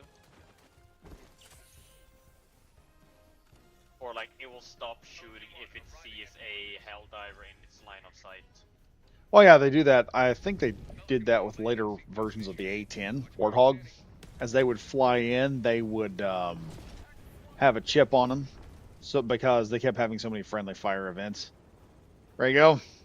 Let's get out of here. Countdown initiated. Stand extraction complete. Pelican 1 beginning ascent. How'd you get launched? I have no idea. I hopped out of the turret on the deal to do a little bit of grenade jumping and just got flung from the vehicle. But yeah, the A10 Warthog, I think at one point had a system in place to where they could tell where our guys were, and where European forces were too when they did the coalition stuff. And so when it would do strafing runs, it would come in and it would stop firing like 700 feet from the target. So the 35 millimeter round wouldn't just go in there and just beer can everybody. Yeah. I also know, like with the A10, it can only the like longest you can hold down the trigger is 3 seconds. Yeah, it's because the recoil will make it stall out. No, cause with its fire rate, if you shoot for more than 3 seconds, you will literally melt the barrels of the gun. It's not just that; it's also that it will stall out the Yeah. unit, Also, yeah, the recoil will make the aircraft stall. which, in theory, if America had enough, if we could put enough ammunition on an aircraft, we could theoretically make it fly like Jetpack Joyride. Yep. We just gotta, like machine gun acceleration. Yeah. I kind of miss playing Jetpack Joyride. I remember having that on my phone back in senior high. Oh yeah, Like I played that. everyone in my class fucking played it. I played it because I had the mech. I saw a dude play it, and he was like, "Oh yeah, check this out." And he collected all the mech. I think it was like what Mad Mac or something like that. And then he suddenly Yeah. had a mech, and I was like, "Dang, I need that. I need to play that game." Damn, sign me the fuck up. Oh yeah, it's got. If I've said this before, have you ever seen South Korea's new weapon that they're building? You mean the like four-wheeled mech? No. That's Japan. South Korea has actually built the amp suit Oh yeah, from. the one. Yeah, Yes, the amps. Yeah. and I mean, I'm like, you don't need you. You want a from what I recruitment ad? know, they've said that like it probably won't be like operational in this century, but it's more of a test bed to. Oh, they got At the least from what I arms. heard, it's like majority of time they use is to test gyroscopic technologies. Dude, the way DARPA's robots are working right now, and the way Optimus is working, they've just gotta swap some stuff. They just need to give us how the hand systems work and everything, so we can make our own Gundams. And then we Yeah. teach that thing how to walk right, and then boom, you've got a system. Like already they're building. There's a bike that they're making now that's just four legs. It's basically a robo dog that you ride, and Hold up a second. I'm it can jump, fairly it can move certain. around. Yeah, yeah, this thing did get a slight buff. So the heavy SMG, the SMG 32 Reprimand from that Star Wars theme, the Warbond. Hmm. There was a Uh, Star Wars themed Warbond. Star Wars, the Truth Enforcer. Truth. Oh yes, Yeah. yes. So that thing did 125 damage. They gave it 10 more damage. Ooh. It has 135 and it's classed as an SMG, but it's not one-handed. Like, at Oh that yeah, the point, it's reprimand. counted as a assault rifle. No, I tell you what, it probably is. It's probably like a what is that? AKSU, I think is what it is. It's from Call of Duty. It wasn't a real gun. It was just a Draco AK, which is just Okay. it's just an AK-47 that's been cut down to SMG size, and they kept loading 7.62 into it, even though you weren't getting the full access to the round. So you didn't have Also, it was like we have a gun. Russia's mentality was we have gun with big bullet. Big bullet will fire, and they don't know.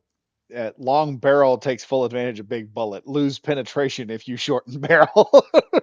yeah, Size matters. yeah. One thing I find funny about like weapon development is I'm fairly certain that like the Beretta 50 cal anti-material sniper it was built by two guys in a shed. Oh, the Barrett. Yeah, The Barrett was built on a bet. yeah, like if somebody bet Barrett he couldn't produce a better 50 caliber that the military. See, the thing was, everyone kept trying to sell Oh all the wait, no, I'm thinking militaries of a 50 cal. the different gun. It was the grease gun. I think it was that was just built by two guys in a shed, and Yes, then the because British military was like, we want like 200 of these, and the two of them were like, yeah, sure, we can do that. And then after me, like, fuck. oh no, it wasn't the grease gun. It was the L98 bolt action sniper. And they Oh, actually, the fun part about that was they were the British government actually sent a representative over to check, and they rented a factory with all kinds of equipment and everything, because they said, yeah, we need to come by and see your factory. They're like, oh yeah. we'll just give them an idea of what the factory will look like. And so they came over, we'll buy the equipment afterward. And they get done. He goes, oh yeah, this seems pretty good. What was the point of y'all coming over? They didn't realize why he was over there. And he said, oh yeah, I just got to make sure that you're just not two guys in a garage making rifles. They're like, ah, it's Yeah, like, yeah, yeah. totally. But the Barrett 50 cal was done. That one Barrett, was made out of a dare. it was a bet actually, because everyone was trying. Like, you had the Grizzly, you had all sorts. The Grizzly is the one. Um, I think Burt Gummer was using in Tremors 2, and Dolph Lundgren used it in a movie. I think it was like I can't remember what it was. It was a Dolph Lundgren movie. It was really good. In there, that was the first time. I think it was the first movie where they actually introduced what a stun grenade would be like. And I loved that scene, because that scene was just, that was what made the Call of Duty scenes when they started throwing like flashbangs into rooms. That was the Yeah. modern war. That was where they got the inspiration for that, was from that movie. I can't remember what that movie was called. It's not the one where he runs a minefield. He's looking for a butterfly shaped landmine. Also, I know that Arrowhead has said that they're pushing back the next war bond so they can focus on optimization and bug fixes. Yeah, But I I'd have say that's a seen good a thing. lot. Yeah, it is a good thing. But the next, I have seen, I don't know if it's leaks or if it's just someone who made a like fan made like Warbond, but one that looks to be stealth oriented. That would be pretty interesting. Just the because when they put out the suppressed weapons, that actually made stealth a lot more viable when you have suppressed weapon systems. See, I wouldn't be Yeah. surprised if Arrowhead gave us a bow and arrow at one point, like compound bow. Just, oh, that'd be cool. What if they get, what's that one thing, the Legolos, where it's like an attachment for your compound bow, and you just keep pulling the bowstring back, and it just keeps notching new arrows onto it as you pull. Let's see if I can find what. Morgan Trolley. Oh yeah, three guys in a shed. That story. Yeah, that was an interesting one in Britain, and they built one of the best long range rifles out there. It was one of the, I think it was Britain's first composite I mean, right? stock rifle. There's one person on YouTube that actually is making something to challenge the Beretta 50 cal, and that's Brandon Herrera with his AK-50. Yeah, That thing's a beast. oh yeah, that thing will be a good challenge to it. But I think it was, they were talking about how everyone kept trying to sell the military a 50 cal. They just could not do it. And finally, Oh, someone bet Barrett he couldn't. He was talking about it'd be easy. You just had to make the right gun to sell them. And someone bet him so much money to do that, and he turned around and he did it within a year. He had sold them the Barrett 50 caliber. And the thing about it was, they made multiple versions of that thing. There's a rare shoulder fire version of it, so that you can shoot at helicopters within like a city area. And then there is an even rarer bolt action bullpup version of the Barrett 50 cal, which is, and that one, uh, I knew a guy that had like a bunch of guns at one point, and he said between the bullpup and the semi-auto Barrett, the bullpup Barrett was actually super accurate. And he said, he said the reason that they probably took the semi-auto yeah, like 50 was for the firepower. the thing is like most um bullpup rifles, they are extremely accurate. It's the ergonomics that are Yeah. mostly the issue with bullpup weapons. Hmm. Oh, by Well, the way, do you by any chance have the TED 96 Dynamite throwable? yes. Did you know they buffed it a lot? Yeah, I saw that. So damage went from 700 to 1000. It's now heavy armor penetrating. Demolition strength went up from 30 to 40. Stagger increased from 30 to 40, and you got you got one less of them. You get one less.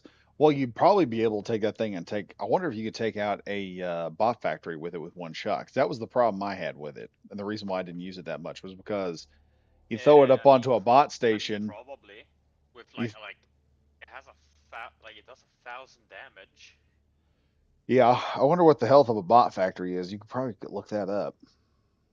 I Wait, think there's a site where you can actually look it up at, but I'm gonna check and see if they have done any changes with automaton. Morgan Trial, yeah, it won a competition handily. Yeah, it didn't just win the competition. I think there was a whole lot of things they'd done differently with that rifle. One, I want to say the stock is foldable on it, so it made it easier to transport as well. That was something Oh, that, I missed this when I was reading through the patch notes, but I'm so happy I see it now. They have made some changes to the War Strider. oh, they did? It shoots, yeah, it shoots 2 fewer grenades per salvo. It shoots the grenades less often. Removed ragdolling from its projectile explosion, and added the weak spots, aim for the eyes, and the vents on the back. Oh, nice. Yeah. Well, at least that's weak spots. Apparently, And it the fires, Shadow of and you're saying that they reduced the grenades from 50 to 48? Also, apparently, the new war it's actually a thing. It's called Redacted Regiment. Oh, I tell you something you will absolutely love. And what I see is one of the booster is apparently deploying smoke when the hell pod drops down. Have you ever seen TSP? I don't. He's the Unfortunately dude not. that okay, you know the actor that played Crossbones in Marvel? Yes. Okay, this guy looks like him but more clean shaven and more less rugged. He's an operator and he runs a channel, I think it's like TSP or TPS or something like that, TPS Arms or something like that. He was talking with a Swedish company that's been making a modular or a multi-functional SMG. They're trying to make a multi-purpose SMG. It's like a project and they're bringing it to the market. They created 2 new mods for it. One of them turns it into like a Biz 9. Guess what the other one does? Don't know. Makes it look like the machine guns that the SMGs that we started with in Helldivers. It has a box frame and it has they created a Sten version of it so you can shove the Sten on it and the handle and the magwell all fold together so it creates a compact little gun about the size of a laptop in term it's like as long as a laptop and it just unfolds into a gun. Well, then they've made a Biz version of it and they've made a Sten version. I'm sitting there looking at the Sten version. I'm like, oh boy, we have the Helldivers SMG now, and apparently it's really good. Yeah. But I found the 2 pictures that are apparently leaked for some of the stuff. One is apparently a C4, a special throwable, a C4 pack. Ooh, remote explosives. Wait, weapon tray, support weapon, helper. Wait, it's a C4 backpack. So what can we do? Stick it to the side of a base? We could strap Holy, we could strap a Hellboy. the 2 pictures of the armors though look sick. They need if they do that, we need to have the ability to throw it onto a bot and have that bot just run towards his buddies freaking out. Yeah. Oh no! Oh no! No! No! No! Also, That would be hilarious. yeah. Also, I made one of my friends when we were playing Helldiver laugh that he almost fell out of his chair because he hadn't noticed it before. The emote, the Raiders cheer from the Dust Devils Warbond, it looks like the when the Tusken Raiders in Star Wars does the Oh cheer with yeah, the staff. yeah. And it's especially funny because like if you're holding like a big gun like the sniper rifle or the spear gun, it actually holds it up with both hands. I had a friend of mine that was a sniper in paintball. He went like full ghillie, had a Paradigm sniper with fin stabilized paintball rounds.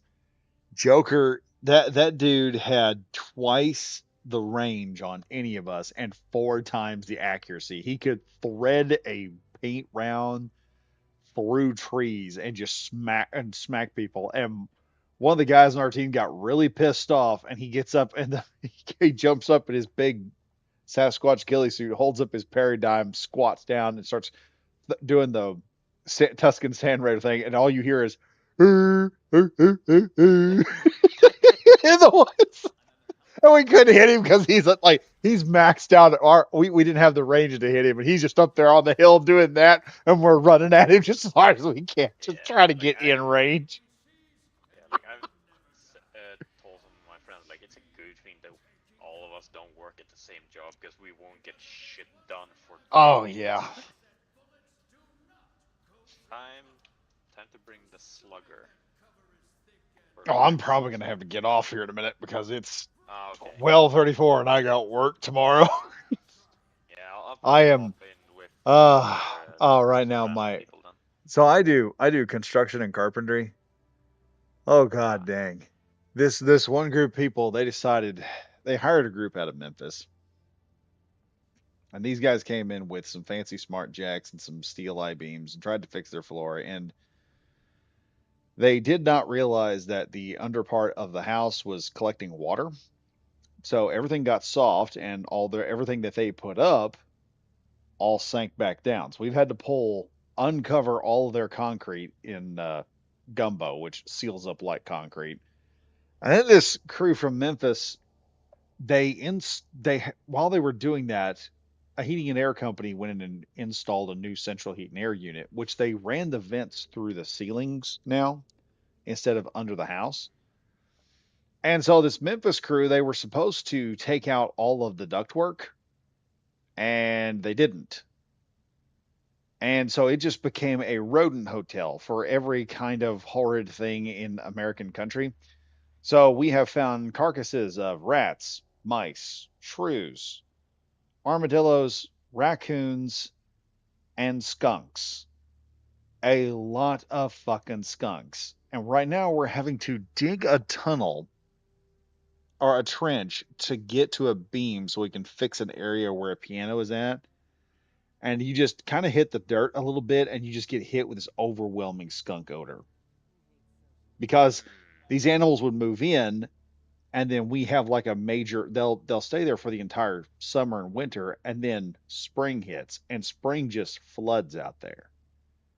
And so these animals will drown. And so you have heaps of just animal corpses underneath this guy's house in this ductwork where they thought they were safe, and then the rainstorm came and just drowned them all out.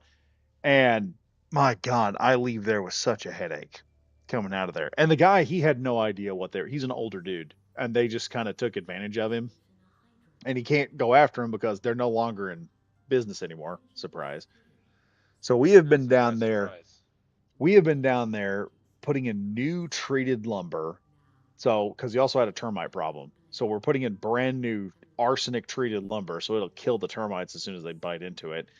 And then we've been overbuilding everything with solid concrete blocks, wood blocks stacked on top of each other to shim it. And then we've been taking every single joist underneath the house and slapping another. He's got 2x8. No, he's got 2x10 joists. We've been slapping 2x10 arsenic joists to the side of it. Rebuilt. We had to take an entire spruce section of spruce beam out and then build a an 8x8 solid arsenic treated beam and put that bastard in there. And the only way we could move it was like they did in ancient Egypt times. We had a couple of pieces of round pipe. We just kind of rolled it in there on that. And one guy had to pick it up and put it in. Like you don't realize. And the worst part is you're stuck in a space that's like barely 2 feet of clearance, and you're jacking a house up. You have to do the log roll to get everything in there. Now you got an army crawl to get in there, and then you set up a jack, and you're using these bottle jacks to jack the floor up, so you can get them up high enough that you can start shimming things in and solidify them. Every so often, you have this one beam that you will jack up, and then it will go pop, and then you will just hear creaks and cracks and pops all through the house, and you're thinking, this so bitch is about to fall down. I'm stuck down. I did see a video, like YouTube shorts, of someone who worked with like it was I had like electrician, carpet, or plumbing. Yeah. And he needed to get into this guy's crawl space, and he opens up the board, looks in. Oh yeah, it's like clean. There's like yes, wrap on the floor, wall. There's even lights in there, and there's a dehumidifier in there of all things. He goes like, this guy. I want to shake his hand. Yeah, he did that bitch right. I mean, now one problem with that is when you have that kind, he has to have the dehumidifier, because if you don't have airflow, you'll eventually get moisture down there. So the dehumidifier helps everything. If you ventilate something like that and keep the vents at a high enough height, it'll keep things dry under your house, and that'll help a lot. But I have had to do stuff where, man, I've dropped in under houses. There was one place we were working on a gen office one time, and the guy wanted treated lumber column bottoms for his columns, and we were rebuilding the columns back, and they were made of just pieces of small wood put together. And no one in the world sells treated column bottoms. We had to build a turntable, and the first couple of times we built it and it was kind of off by a millimeter, and we got the engine going on it, and it spun up real quick and started vibrating, and then just kind of took off across the floor. I don't know what is the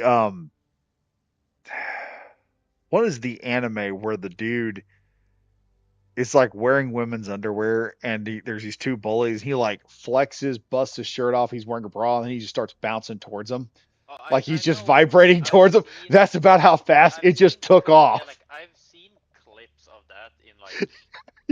And he gets arrested right afterward. But it's like it just kind of vibrated, and then just off across the room it went. We had to go chase it down. Of course, it has this giant piece of metal spinning at like 6,000 RPMs. Yeah, like the fun thing is like I went to school for like car mechanic. I haven't worked as a car mechanic because like after senior high, I instead got a job at a call center sitting for a airline company. Oh. And just before they actually shut down that call center, because they lost the contract with the airline, I started to study for a electrician. And I have to say that some people shouldn't even touch cables. Oh, my dad does carpenter too, and one day he was just like, he will go down there and he will start looking around. People will use caulk. Here's the thing that made me most angry, because when I had a like internship, the guy we went to this house. This woman and she had moved in there with her 2 kids. Someone, I don't know if it's the previous owner or an electrician there, a cable was short, so what they did was they took 2 pieces, like identical color, and essentially made like a connection in the gap that they didn't have cable. But the thing is that they had wrapped the entire cable in like new like rubber like insulation. We didn't know how far back that connection between the cables went. So we We ended up like, fuck this. We just replaced the entire fucking cable. we worked on a gin one time for cotton, where they comb the gin, they comb out all the seeds and trash, and then they compress it into a block. Yeah. If you ever look Oh. at like cotton in the States, they'll have these giant marshmallow looking things. They'll Yeah. take three of those jokers, put it through the entire system. When they get done, they'll compress it down to a block about the size of your PC But when they get done. here's the nice thing about the electrician course I did, is it was remote. So like all like the reading and stuff like that I did Oh yeah, you at do it at home home. on a computer, and then I had to take like a 2-hour drive to a different city here in Sweden and do the practical. Luckily, I have an aunt who lives there, so I would just go there the day before, sleep over there, then go to school in the morning, do the practical, and then drive home. But a classmate of mine, he was at the same electrician company that I had internship during the period that we had internship in the course, and he he got a bit of a surprise one day at work. Cause you know one of those like vice with the blade, the more you pump, like it closes in and cuts off a cable. Yeah, Yeah. we have a He version of that. It's for pipe cutting. Yeah. So we have a nickname for it. The like English translation of it is parrot vice. Ah, yeah. See, ours Yeah. looks like a So lobster claw for the pipe cutting. yeah. It looks like a big It's So got one he large was knife told. blade and a hook. Yeah. So he was told to cut this cable, and they had checked and said like, oh yeah, like the power is off, so it should be fine. He cuts it. The power wasn't off. Luckily, the fucking breaker for it blew out, so he didn't get shocked. You wanna know how much power was running through that cable? A lot. 500 amps. I had my step granddad was talking about back in the 40s.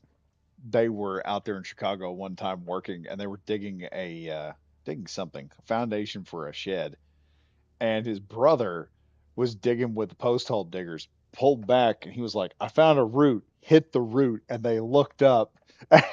He hit, and they saw a spark, and he goes, "Oh, that wasn't a root." And they looked up, and just in time, they could see half of Chicago just going out.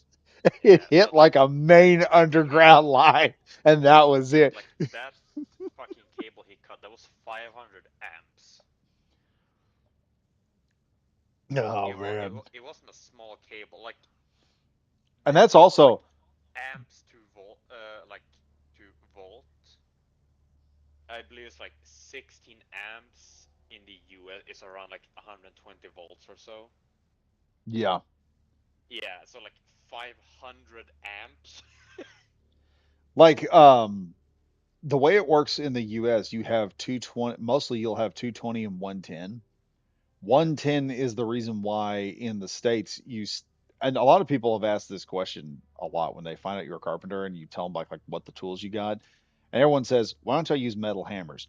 110 is the reason you don't use metal hammers or all steel hammers. You want a wood handle hammer because I know six guys in the profession who were nailing sheetrock to a wall, and because a stud had to have a 110 wire go through it, and this is also why tasers have a shutoff because they hit you with the same amperage. It's Yeah. 110. 110 will not kill you outright, but it does the same thing as a taser. It locks your muscles up. And I can't tell you how many times some dude will have a steel hammer, whack a nail, go right into a 110, and it locks him up.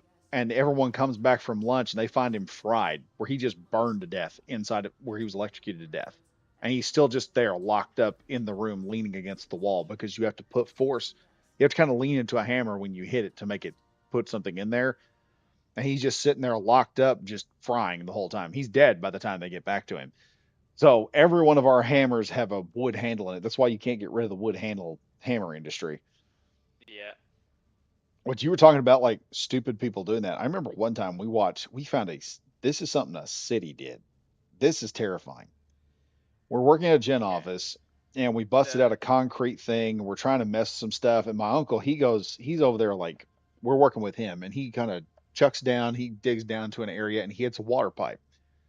And he's like, "Well, I'll go ahead and I'll fix this water pipe." So he starts digging around the water pipe trying to go in. The city got down there and they put in what's called a torpedo. Now the torpedo link, they take like two big high power cables, link them together, and then they fill this torpedo tube with that goes over the top of it. They fill it with a solid non-conductive silicone rubber. Sometimes silicone will conduct electricity. This is like a non-conductive version of it. It hardens up like yeah. hard as a brick bat. They had about 10 to 11 feet of that cable, and for some reason, some idiot on the city decided to wrap that thing around the fucking water line we were on. Mm.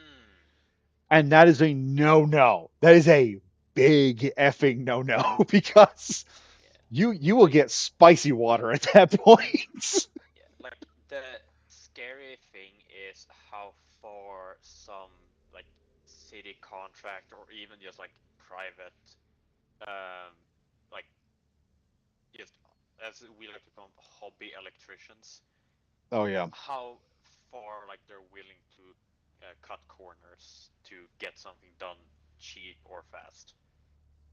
Yeah, I have ended up we have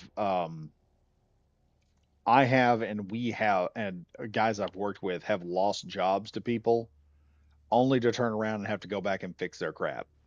We had a guy from up north somewhere like Michigan come in and tried to push all of the carpenter groups and all the builders out of southeast Missouri and thought what he was going to do was he's going to come in, start a company, a construction company, and basically underbid us until he could uh, push us all out. And the problem was his guys were not very good. And we kept having to get called in and fix. And it's only so many times you can mess up that everyone around in that town says, yeah, don't use that guy because you'll have to hire actual carpenters who know what they're doing. And then they'll end up charging even more because they got to tear his crap out. And then we've got to replace his crap. we get to, I've made pretty good money off of, I think the two main jobs that I actually do the most, two types of jobs, are fixing somebody else's crap and insurance. And usually that's just putting a roof on somebody's house after an insurance has hit. I got a family member who knows how to adjust that stuff, and they don't. It's like just over like I think it was like a period of like 3 months. I had internship during my electrician's education. It's surprisingly how much you need to fix a previous electrician's work. Oh yeah, and then you run into that one dude that just knew what he was doing. Yeah. And it's the most beautiful fucking thing in the world. We opened up a box one time. Usually when you open up like a breaker box, it's like just a mass of wires. They're trying to get Yeah. done as quick as they can. Now, one thing I had seen that I saw in a video, it's a guy, he had a bit of OCD. So And his circuit breaker he looked like a circuit board. no to the like breaker box, he had put plastic tubes like small like PVC pipes where the cable was gonna go into, and he had put it straight up, and like especially like you could see like oh like, and it also marked it like yeah like this one goes here, this one goes here, this one goes here. He made it go up and then along the roof, and then it went up again. And he had told his apprentice to continue on to where it goes. That apprentice had not like followed like the top of the wall. He had gone like from where it ended, just diagonally to where it needed to go. Oh, dude, I have seen. What is that outlet? I don't do a lot of electrical stuff, but what is that outlet when you run the power through the pipe going out, and that's what goes into the main line? Normally, up to code, those are supposed to be going straight up. I had there the town I'm living in right now. There's a guy that put one up there, and he just ran it with the roof. so it runs diagonally up with a parallel with the roof until the cable comes out and goes into the highline wire. I'm looking at that like, yeah, that wouldn't pass some code in some areas.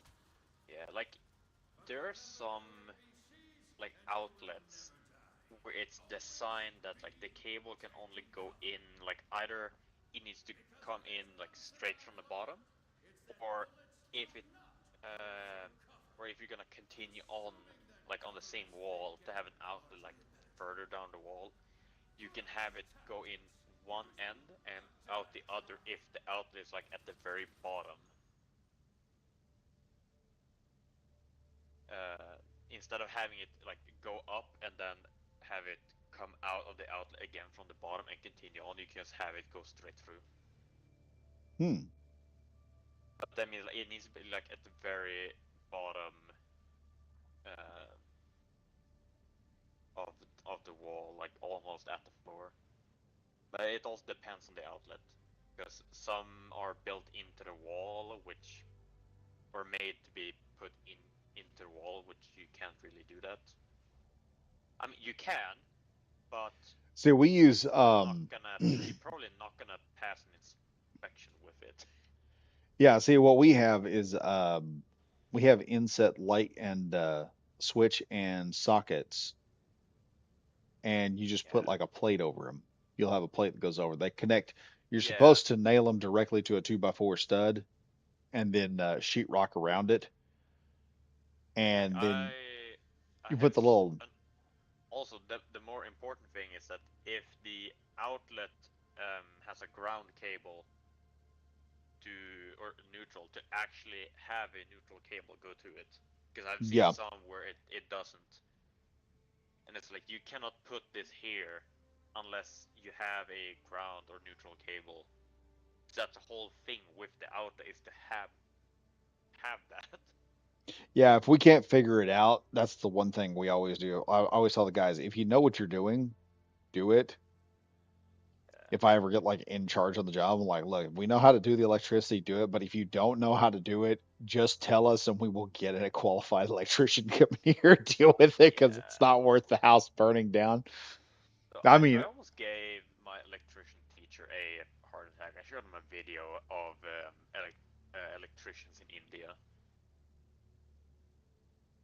of like oh, the like a rat's nest of a cable oh God. box, and then they're standing there in like an open shirt, shorts, and sandals, and doing electrical work with like Expected to uncurl like the a hair on his meat head after he. plier with no like rubber on the handles.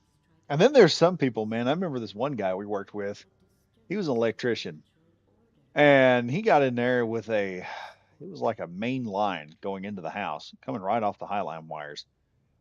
And one of us asked him, was like, "Hey, old," and he's like old as the hills. I mean, dear Lord. And the only way I could figure out that he was able to do some of the stuff he'd done was either he had been zapped one too many times, or he was just so dry that he didn't have enough wet in him to generate an electrical current. We asked him about the main line, and we're like, "Yeah, that thing is off, right?" And he goes, "Yeah, it ain't got no power to it." And one of our guys grabbed that thing, and it knocked him right up. It just jerked him right off that cable and throwed him right up against the Yeah. truck. And we're like, "Hey, I thought you said Also, it was off." This old guy walks over there to the cable, licks his thumb and his index finger, and just starts tapping it. And we see a few sparks pop off there, and he goes, "It's got a little bit of fire." Just like it was no big fucking deal. Took a yeah, first dude, slammed him against the truck. like that was like the first like week of my internship when we were at this house for this lady and her two kids. We were changing out the light bulb in the like main hallway, like just as you get into the house, because someone had gone like along the wall and they just went like diagonally straight across the wall, because like straight up where the cable ended is where the breaker box was, and we cut the power to because we're like, we'll have it go around the edges of the roof instead, so it looks much better and it's more hidden. And there's like this porcelain like junction box that I removed. First, it's brittle, so it's more or less like I tap it. It's like, well, it's open now. So, but I removed the neutral. But as soon as I'm removing the live I don't know what you call it in English. It sounds like You either have a hot or you control. have a neutral. That's how we always Yeah, run it. the hot wire. So I'm removing that, and I can feel a slight tingling. Oh. Then I touch, and I'm like, that fucker's hot. What's worse is when you're down there working in plumbing and all of a sudden the And it copper line turned starts out, having arcs of electricity come off of it. here's the thing. It turned out we removed the fuse because it has the like porcelain fuses. Oh, it's got the old button fuses. Yeah. Yeah. Like the screw-in ones. We removed the one, but it looked like so the like main like breaker should have like released the like safety one, so I shouldn't have been electrocuted. But it turned out the wire to it was also running on a different fuse that didn't go through that breaker. So it still had power, and it like if I were literally hold on, So basically, the power wouldn't. they basically ran a wire and it bypassed the circuit. Yeah. Ah. So we're like, we are pulling that wire out. Yeah.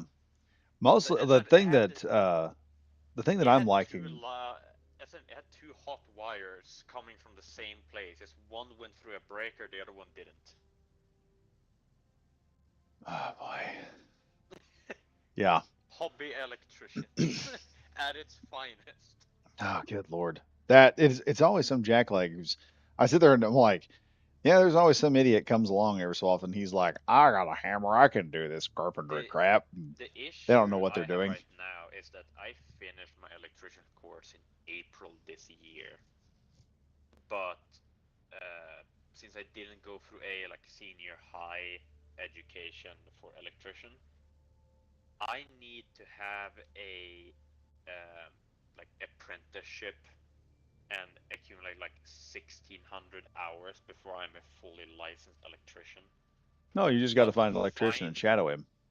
yeah, but like finding a electrician company that has the availability of having an apprentice, because it's not like an internship, because as an apprentice I'm technically hired at Yeah, the you're company. basically gonna you'll work with him for a Yeah. little bit before you get So him. like where I live right now, I've checked every single one, and it's maybe like 6, 8 different electricians companies. None have space for a apprentice. Hmm. And right now I'm checking where close to where my grandpa lives, which is like 5 hours away. Mm-hmm. And he said like if I get a job, I'm more than welcome to move in with him, so I don't need to. Is there? Can you not get with like a small time electrician? No, because they need to have a like license that I'm Ah, there has allowed to be to some government accumulate credential in there somewhere. hours. Yeah. So And it's what's the really scary is the guys that messed up had government credentials too. yeah. No, so they need to have, and here's the thing that pisses me off. The quote unquote like county where I live in Sweden, Yeah. they have their own electricians, but they don't have the license for a apprentice to earn hours being a like county hired electrician, which is stupid. Yeah. It's like in the States, you have to, if you do carpentry, depending on the city, every city has their own ordinance. And really, the ordinances really depend on what the code enforcement officer wants to enforce. And sometimes the license in every city varies. But you also have problems with like unions. And unions, you have issues with them all the time. Like there's a place near me called Cape Yeah. Girardeau, Missouri, and they used to have a real bad union up there. It got bad enough that someone went up there to do small. It wasn't even major work. He was doing work privately in a private area, and they found out that this is back when when they were more acting like a mob before the government kind of cracked down on them and said, "Hey, you keep doing this nonsense of thuggery, we're gonna have problems."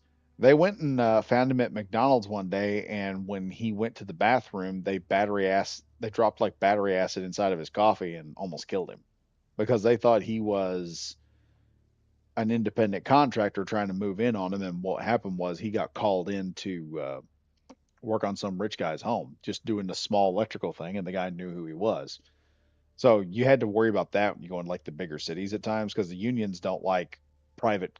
It's amazing because they sit there and they're like, yeah, yeah, we're unions, we're for the workers. But then when some small guy comes in there who's not going to be doing a whole lot, he's probably just there because of word of mouth. Then they don't like you being there, and they start wanting to cause problems. But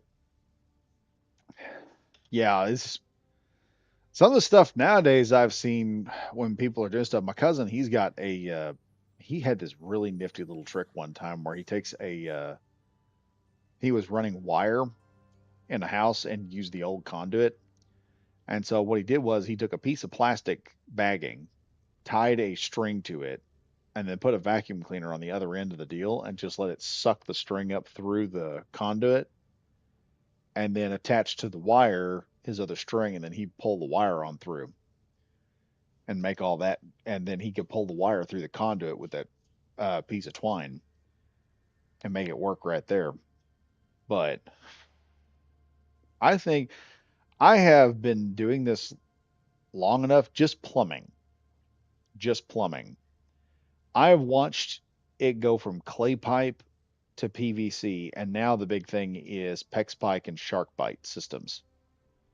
Which the difference between that is PVC, you have to glue the pipe together, and then you've got pieces that interlock that slip into each other, and you do that. The PEX system is actually ice proof. It's not plastic pipe, it's vinyl stretch pipe, and it will expand and contract, whereas PVC can't expand or contract. It'll just crack and bust. And the way you set that system in place is you either put it there and use a clamping tool to clamp it, or the new system, which is SharkBite, you run your plastic pipe in there and you press it in, and the system locks teeth inside of it and then has a self-sealing system so that the pressure of the pipe seals itself. And you just put it together like what were those little things? Connects. Like those little connect toys where they had the little pins and you just kind of put them into the stuff and you basically just snap stuff together like that. It's like Legos almost now. You just cut it to length and you just start shoving stuff in. Then you got tools that can pop that stuff back apart if you have to. So there's no glue, no mess. And if something gets damaged, you can just replace the whole thing out and not have to. Because with the thing with PVC, like I was talking about the lobster claw cutter, we were talking about those cutters that we use.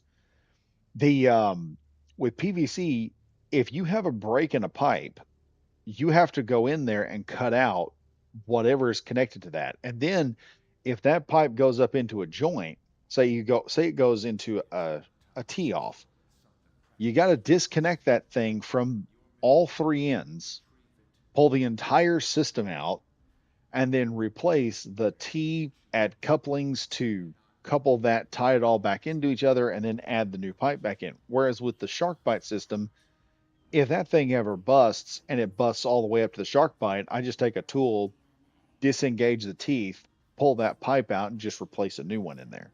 And it runs so much more efficiently and quicker. Like I said, they come up with there's always someone going out there trying to come up with something nifty. Like I remember Yeah. we were younger when I was a Like kid. I Eh, saw one very nice electrician's product on the show called Shark Tank. mhm, It was like a clamp you would attach to what looked like a nail gun, mhm. but it was essentially um, two nails and then it was like a non-conductive like plastic like brace in between them that you Yeah, could I use think to they clamp down wires. yeah, that's a you use that to attach wires. Those have now become a thing. You can buy those Yeah. now. They make a Yeah. metal. Used to, they made a metal version and you put it around conduit. So you'd have like rubber hose conduit.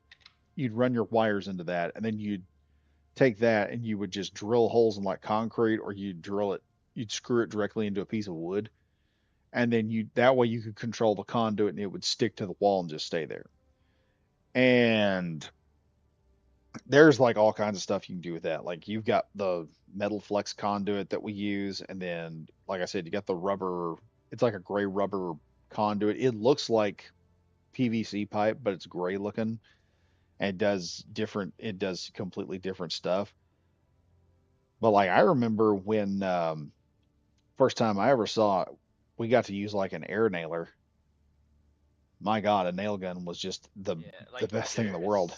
there's a lot of different tools. Like there is, it looks like a cone you can put like on the end of a like a drill, and it will like rip like or cut off the rubber on wires and then twist them together at the same time.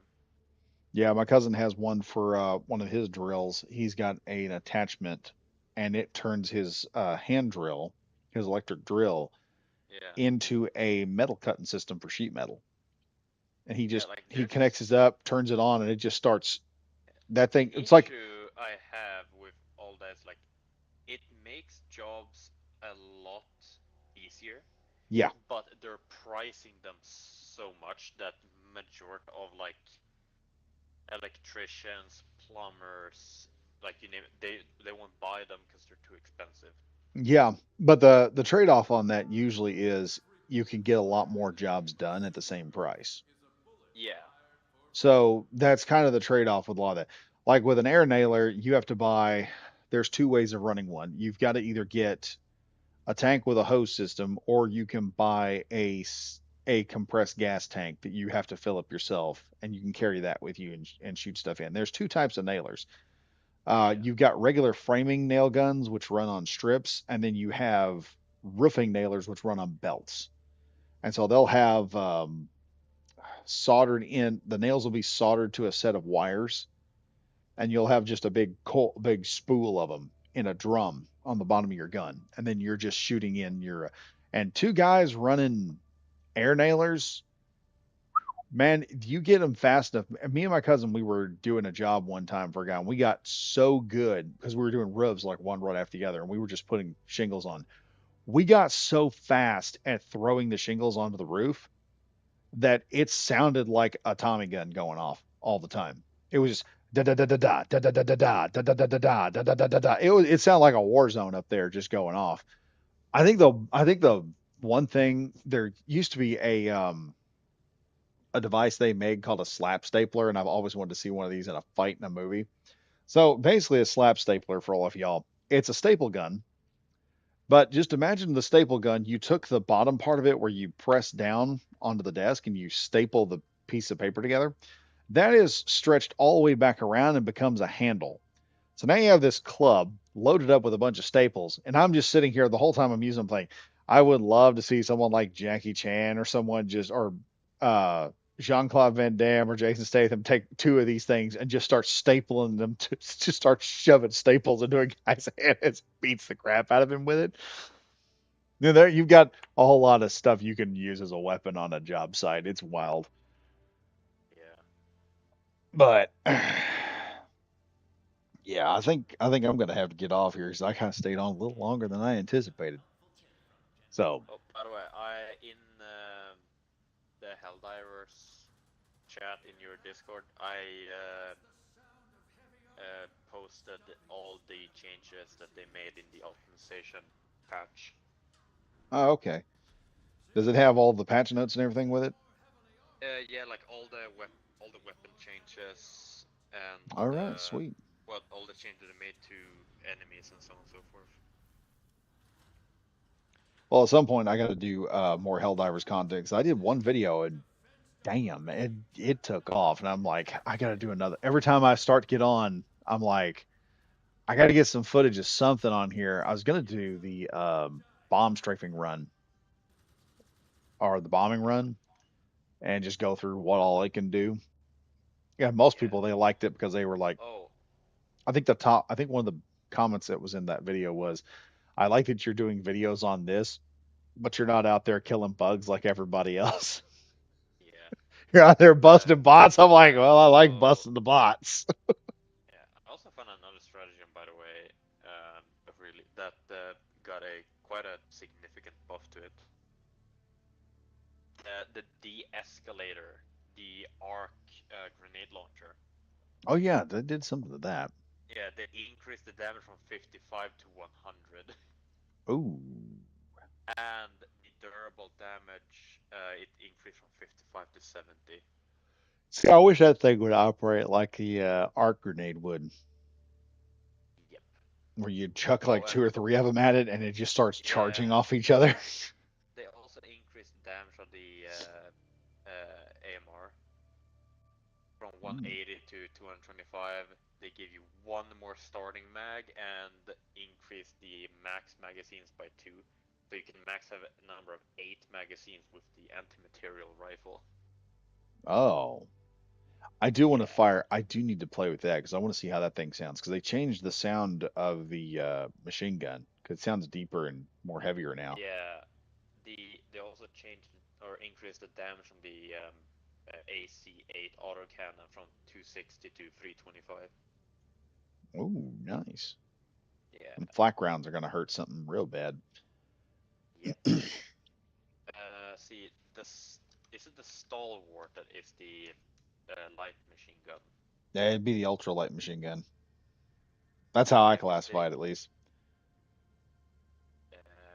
oh wait, no, stalwart. Yeah, okay, it's that one. Yeah, they increased its damage from 80 to 90 and durable damage from 15 to 22. Oh, good. It was one of those guns that needed a buff damage wise because Yeah, you're firing basically a what is it? You're basically firing a liberator round. yeah. They also buffed That's what a the lot of people. flame. So this is my one pet peeve in video games is when they bring out is between 45 and 9 millimeter, and it's not what y'all think.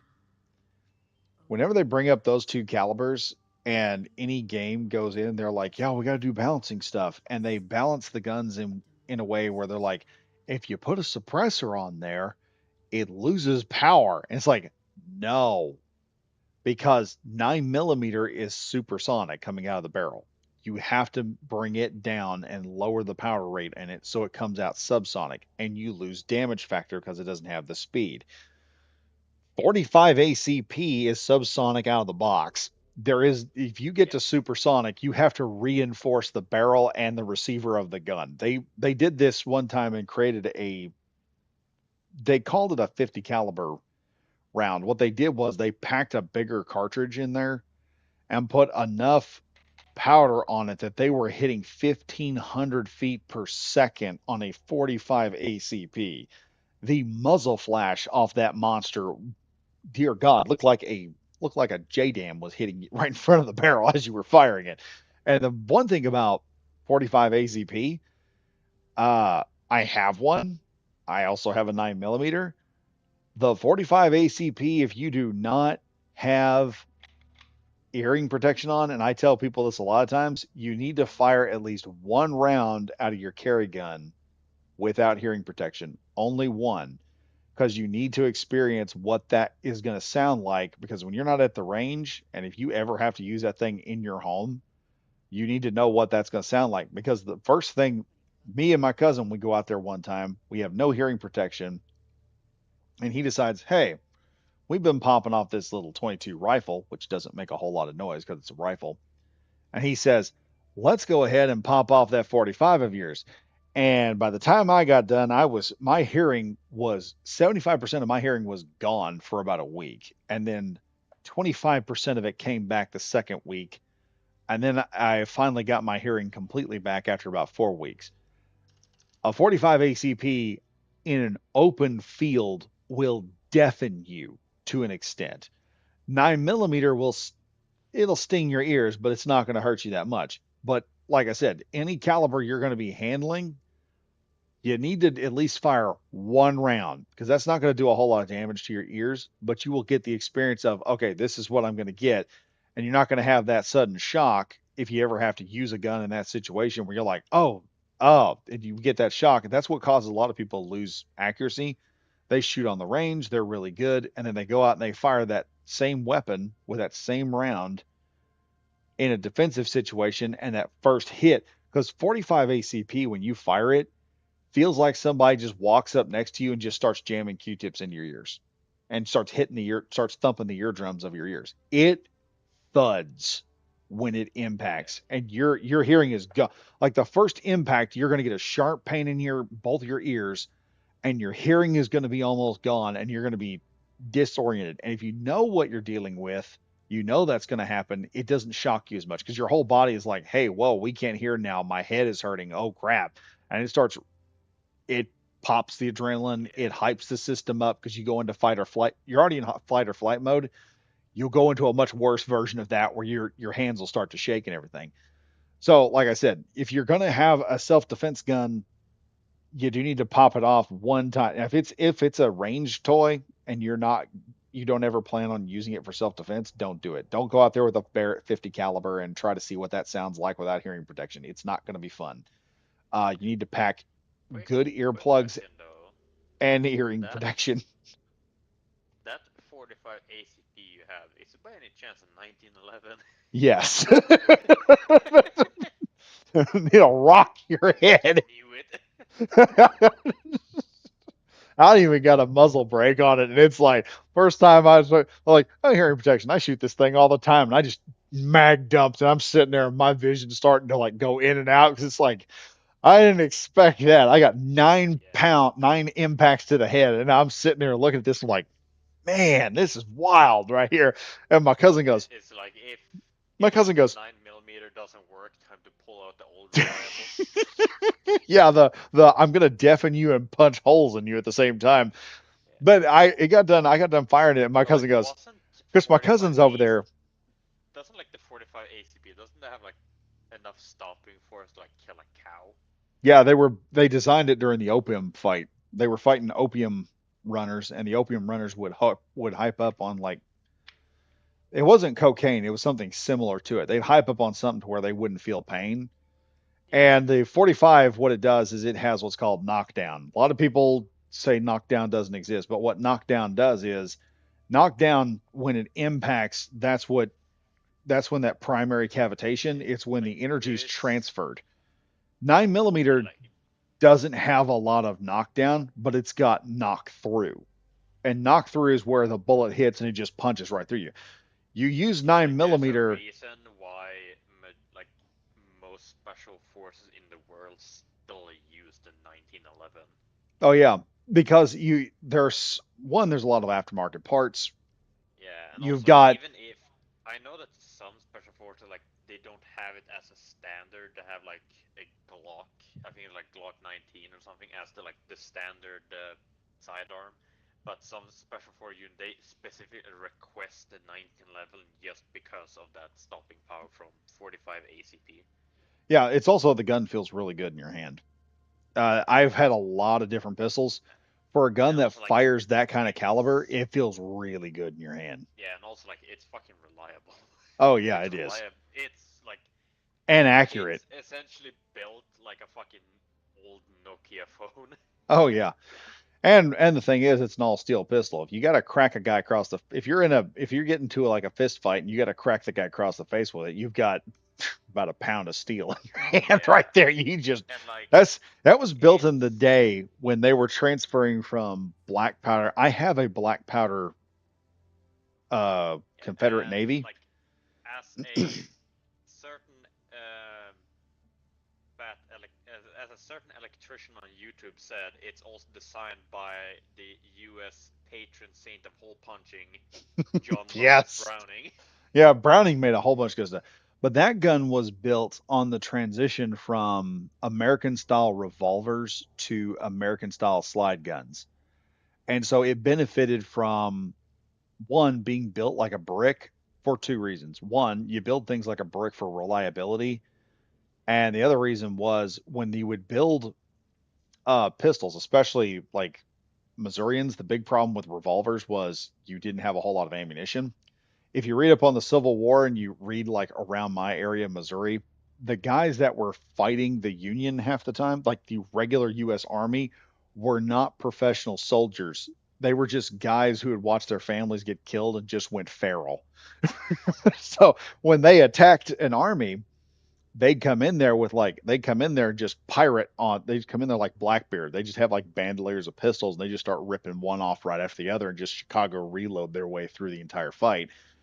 But one of the things that a lot of cavalrymen would do if they carried two guns is when they ran out of ammunition, they'd run up on the dude and the pistols that you'd have, especially the hexagonal barrel 44s, them things are built so tough you can run right up and crack a dude's skull with it and just split it with that thing. It was built to work like a club as much of a firearm, which is kind of scary because if you stop and think about it, you could put a blade on the bottom of it like Squall, and it would actually increase the lethality of that thing. It could still work that way because of how heavy they were. But they're like, I think the 1911 fully loaded is lighter than my 45 brass frame Confederate Navy, and that's empty. And the Confederate Navy is straight up black powder.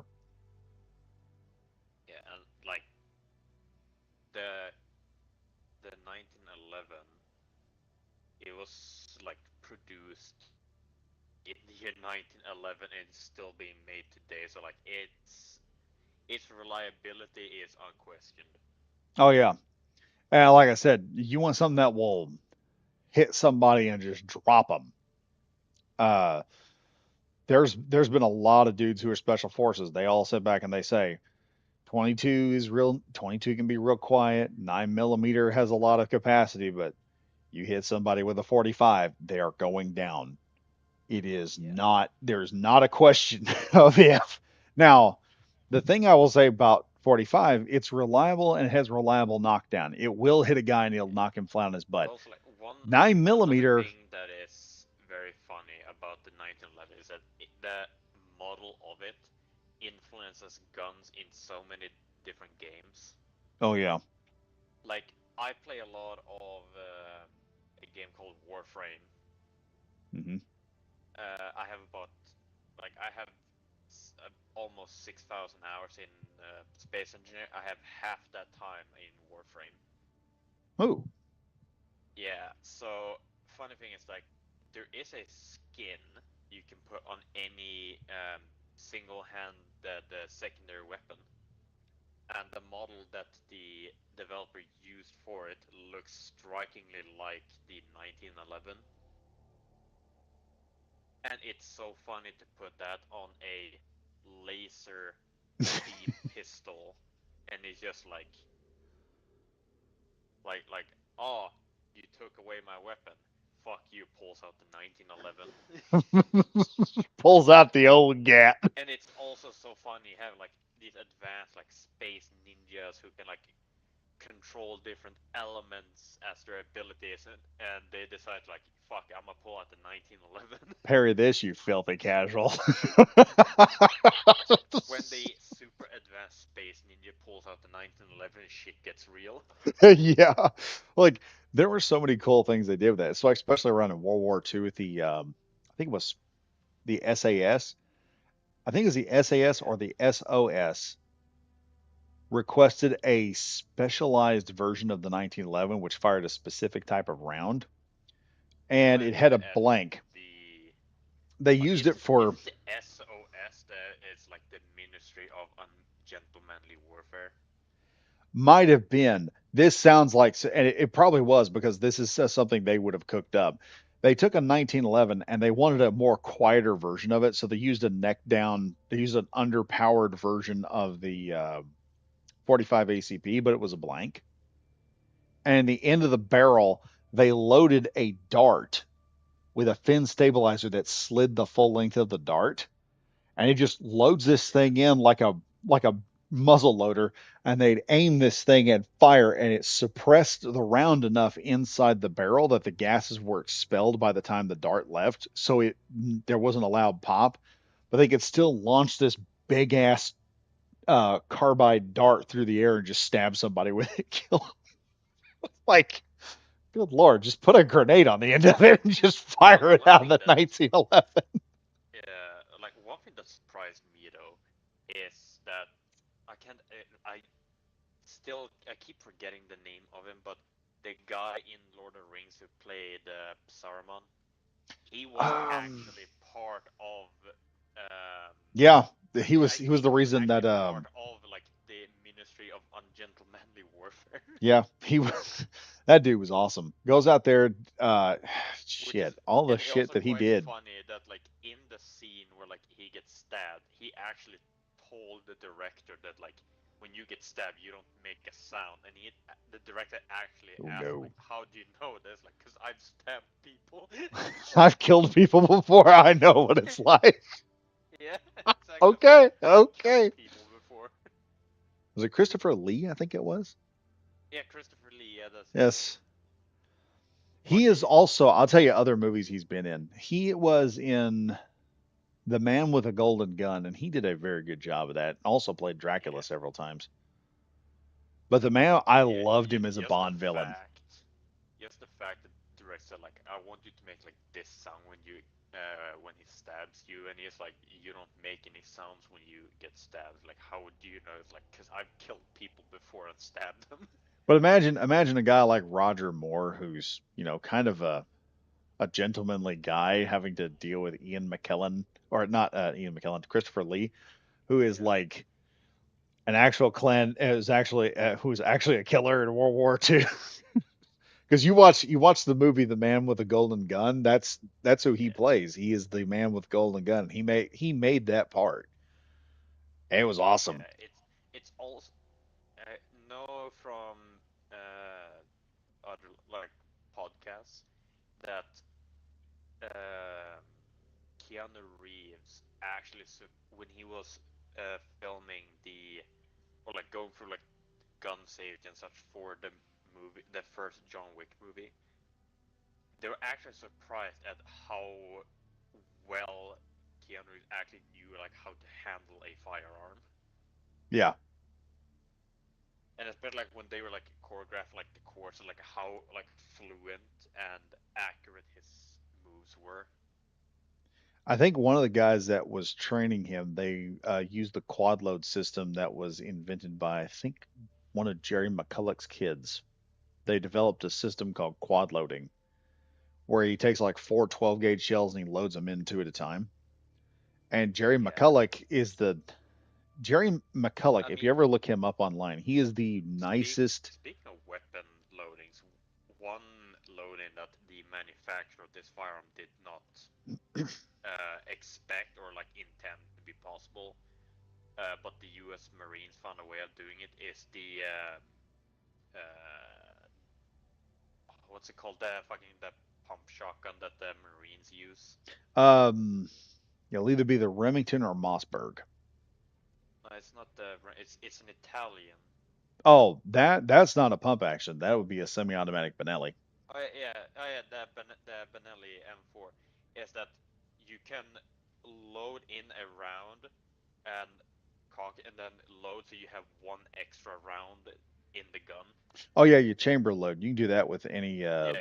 You can do that with Whereas any 12 gauge that has a breech that'll open up. and or as the Marines call it, ghost loading. Yeah, The manufacturer did not design intend that to be possible with the gun, but the Marine was like, I can fit one more shot in this I had thing. a I had a Marine buddy of mine show me a pistol technique where when you reload, you can actually do this in if you do VR gun ranges. This is actually a really good test of how good people look at guns. Because if you fire off a firearm in game and you reload it normally, you have to rack the slide. And he said, any gun you've got, shoot off every round but the last one that's in there. And he said, you can drop that magazine, you still have a round in the chamber, And when you load the next mag in and you start firing, it'll just continue the cycle rate. So there's a scene that where the perfect scene of this is Expendables, and it's where Barney goes through or Sylvester Stallone, he goes through a truck, comes out the other side. He's got one of his 1911s, and he's just popping off 1911 rounds.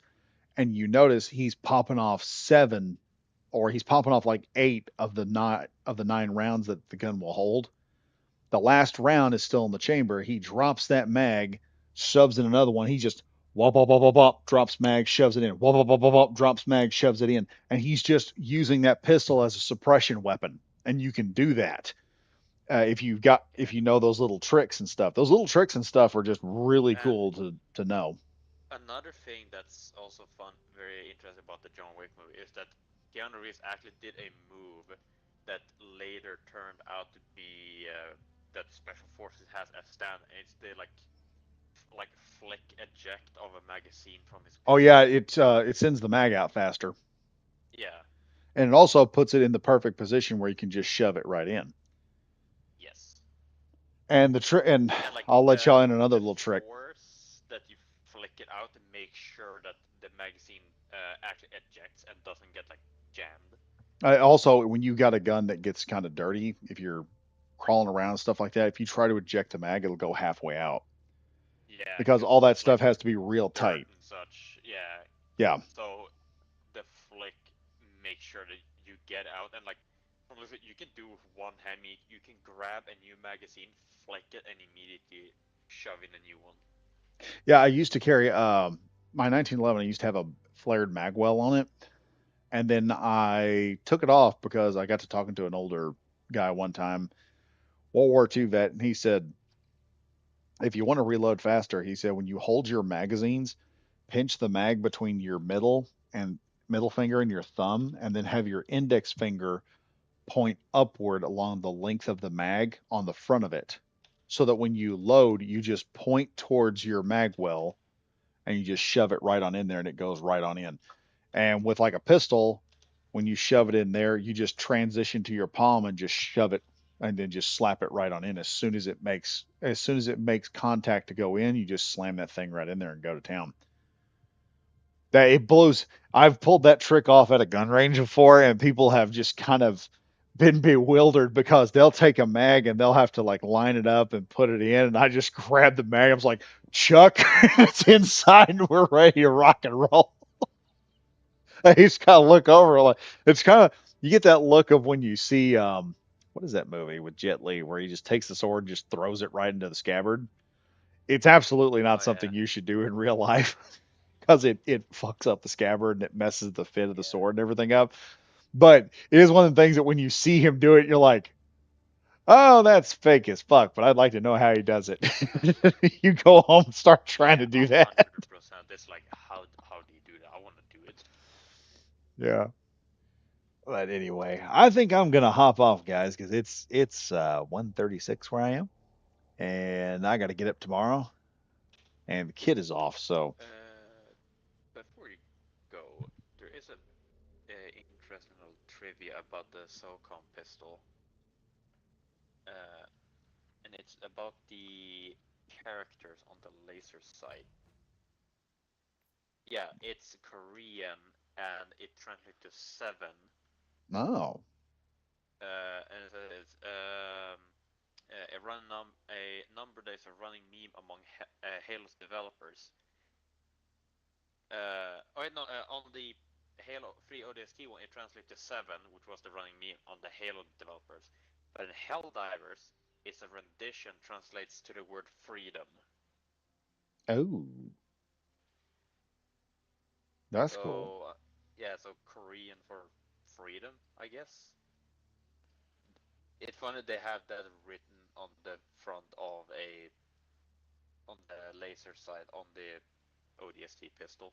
See, if YouTube was a whole lot nicer on gun stuff, I would do gun stuff. Yeah. I really would.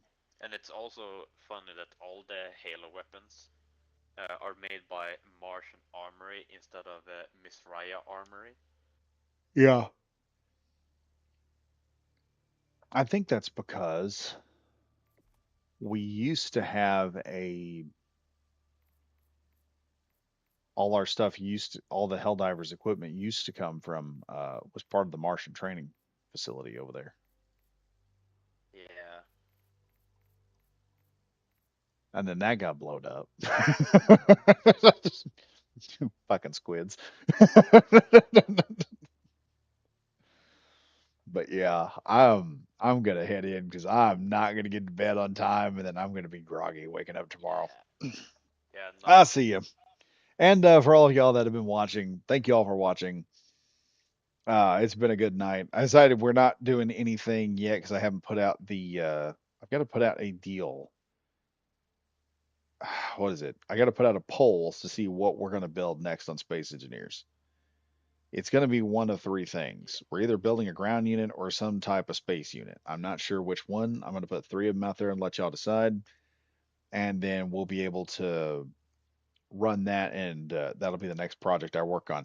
But if you guys are enjoying the content or you're new to the channel, be sure to like, comment, and subscribe. And as always, remember, if you want to help me out with a Dr. Pepper, we have a membership program, 99 cents a month, and you guys get to see everything early. And I've got some more stuff coming out. Someone was asking if I would do more mod reviews, so I'm going to run some more mod reviews, and I think Grexion was wanting to see what Star Wars mods I was using, so I've got those figured out, and I've already got a video of that up and uploaded. I've just got to figure out how to run it. So if you guys are a member, you can join up on the membership program. And like I said, it's not even $1. It's like less than $1 a month. And not only will you be helping out the channel, but you also get to see that video early because it's going to be, I think, another 2 or 3 weeks before that will come out at some point.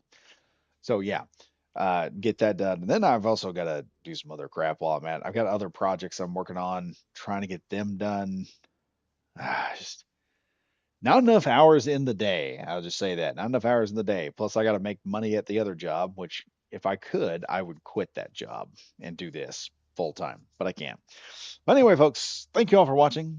And as usual, I am Badger Wild saying stay safe, stay frosty. I'll see you guys in the next video. Goodbye for now.